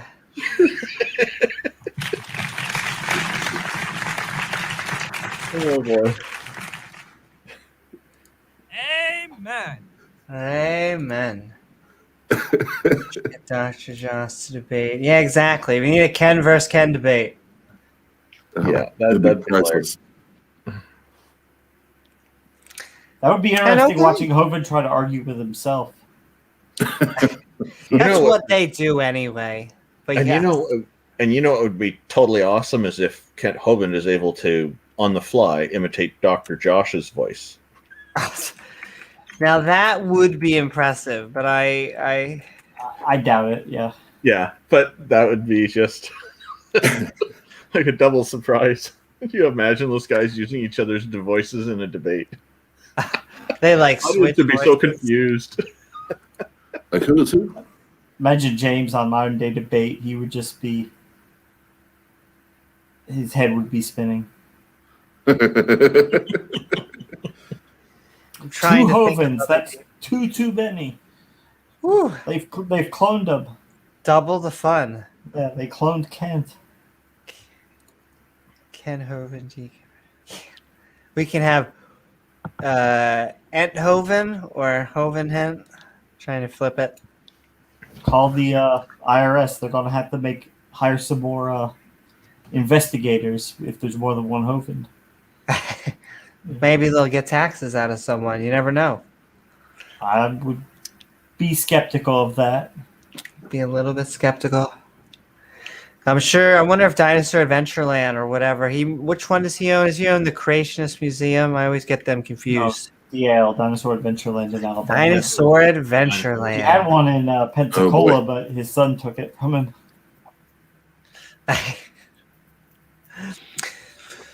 And okay, guys, I think we're about to hit hour 3. 3 hours, yeah. So you got through a lot today. 4. Comments about anything. It may be Exodus or even Oz's awesome sexiness that we're now going to have to make an audio podcast and upload it to Pornhub. It's nice sensual. That was amazing. That was a very good read. What we now need to do is have Oz and Dr. Josh in his Kent Hovind voice now read different lines to each other. Just get some mood lighting in the back, some sound. Makes it sexy.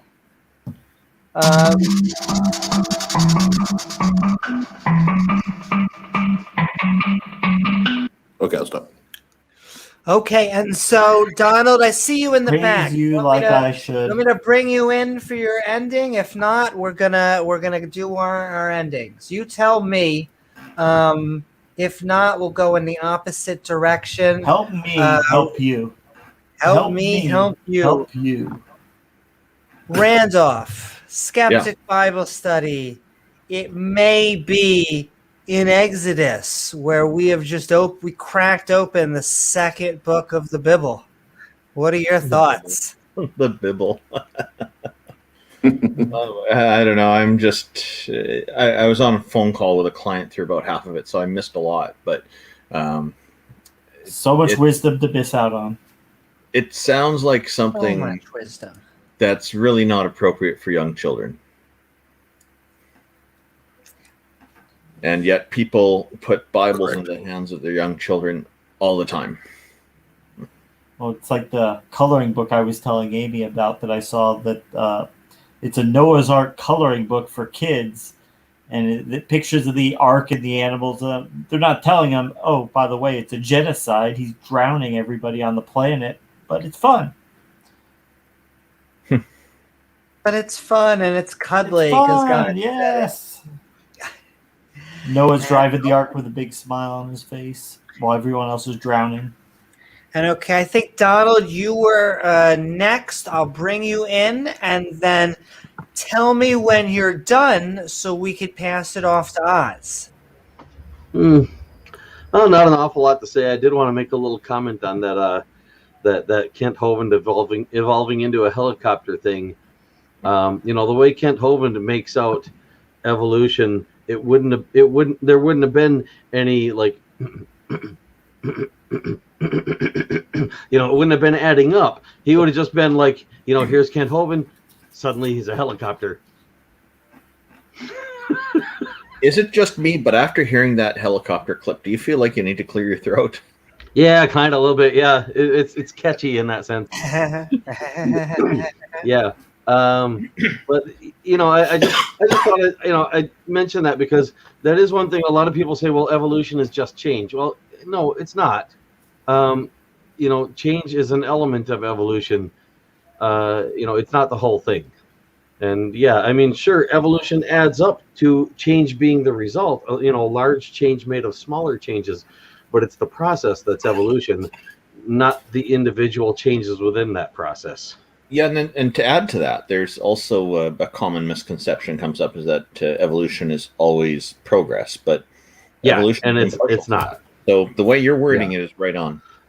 Yeah, it can be progress, and the thing is, if you're talking about life, if you start life out on a planet that has no life, it's got nothing to compete with, and so I mean, it makes sense that life would progress because once it starts to reproduce, it's got to compete with itself, and whatever does the best job of competing is what's going to be most likely to survive.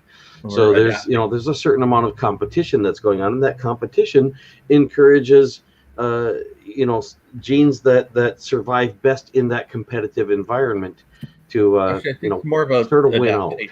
Adaptation, probably. It is adaptation, but a lot of people forget to think about the fact that it's adaptation to the environment that the life form finds itself in.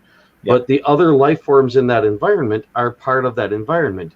Even others of its own kind, even others just like it, or more or less just like it, are part of its environment. And that's the environment it finds itself in. And the genes themselves are actually, in a sense, competing for fitness within their environment. But their environment is the biochemistry of the cell that they're in, and the cell itself. And if it's a multicellular organism the cell is in, then that also, and then the environment that's in. So the gene is finding itself in an environment within an environment within an environment. And that can get really complicated to figure out exactly how all of the dynamics of that work. And that's one of the big reasons why I say if anybody wants to understand evolution, if they want to understand biological evolution, reproductive biological evolution of multicellular life forms, which is a really complex thing, start by just understanding evolution. If understand a simple thing like, if you count to 10, you're adding 1 9 times to the one you started with. That's evolution. Every time you change it by adding 1, it's another change adding up, and changes adding up. That's evolution. Okay. Hallelujah. So I say Ramen. So unmute me now, and you can go on to Oz's turn here. And thanks, and bye, everybody. Absolutely, Thank you, Donald. Donald. Thank you so much. Take care, Donald. And so we're gonna hand it off to Oz, and then we'll finish up with James, and I'll take us out. I'll try and land the plane. So Oz, it may be an exodus, but also we had some sweet loving by you tonight. So what's on your mind? What's on your Bible mind, or The our Bible Bible, mind? the Bible and the Put your Jesus. Bible glasses on. The Bible and the Jesus. Your Kent Hovind glasses. And actually, that's why I'm not on screen right now, because I'm wearing my glasses and I look like an idiot with my glasses on. But no, we have a debate tournament coming up on the Atheist Round Table on March 20th. So if you want to be part of that, email me, Austin at tart.live. Not at, What are you looking for? Debaters or mods? I think I finally got the debaters filled up. I need mods and judges, like pronto. And I'll just leave everybody with this from Song of Solomon's 8. Oh, that you were like a brother to me, who nursed at my mother's breasts. If I found you outside, I would kiss you, and none would despise me. I would lead you and bring you into the house of my mother, she who used to teach me. I would give you spiced wine to drink, the juice of my pomegranate.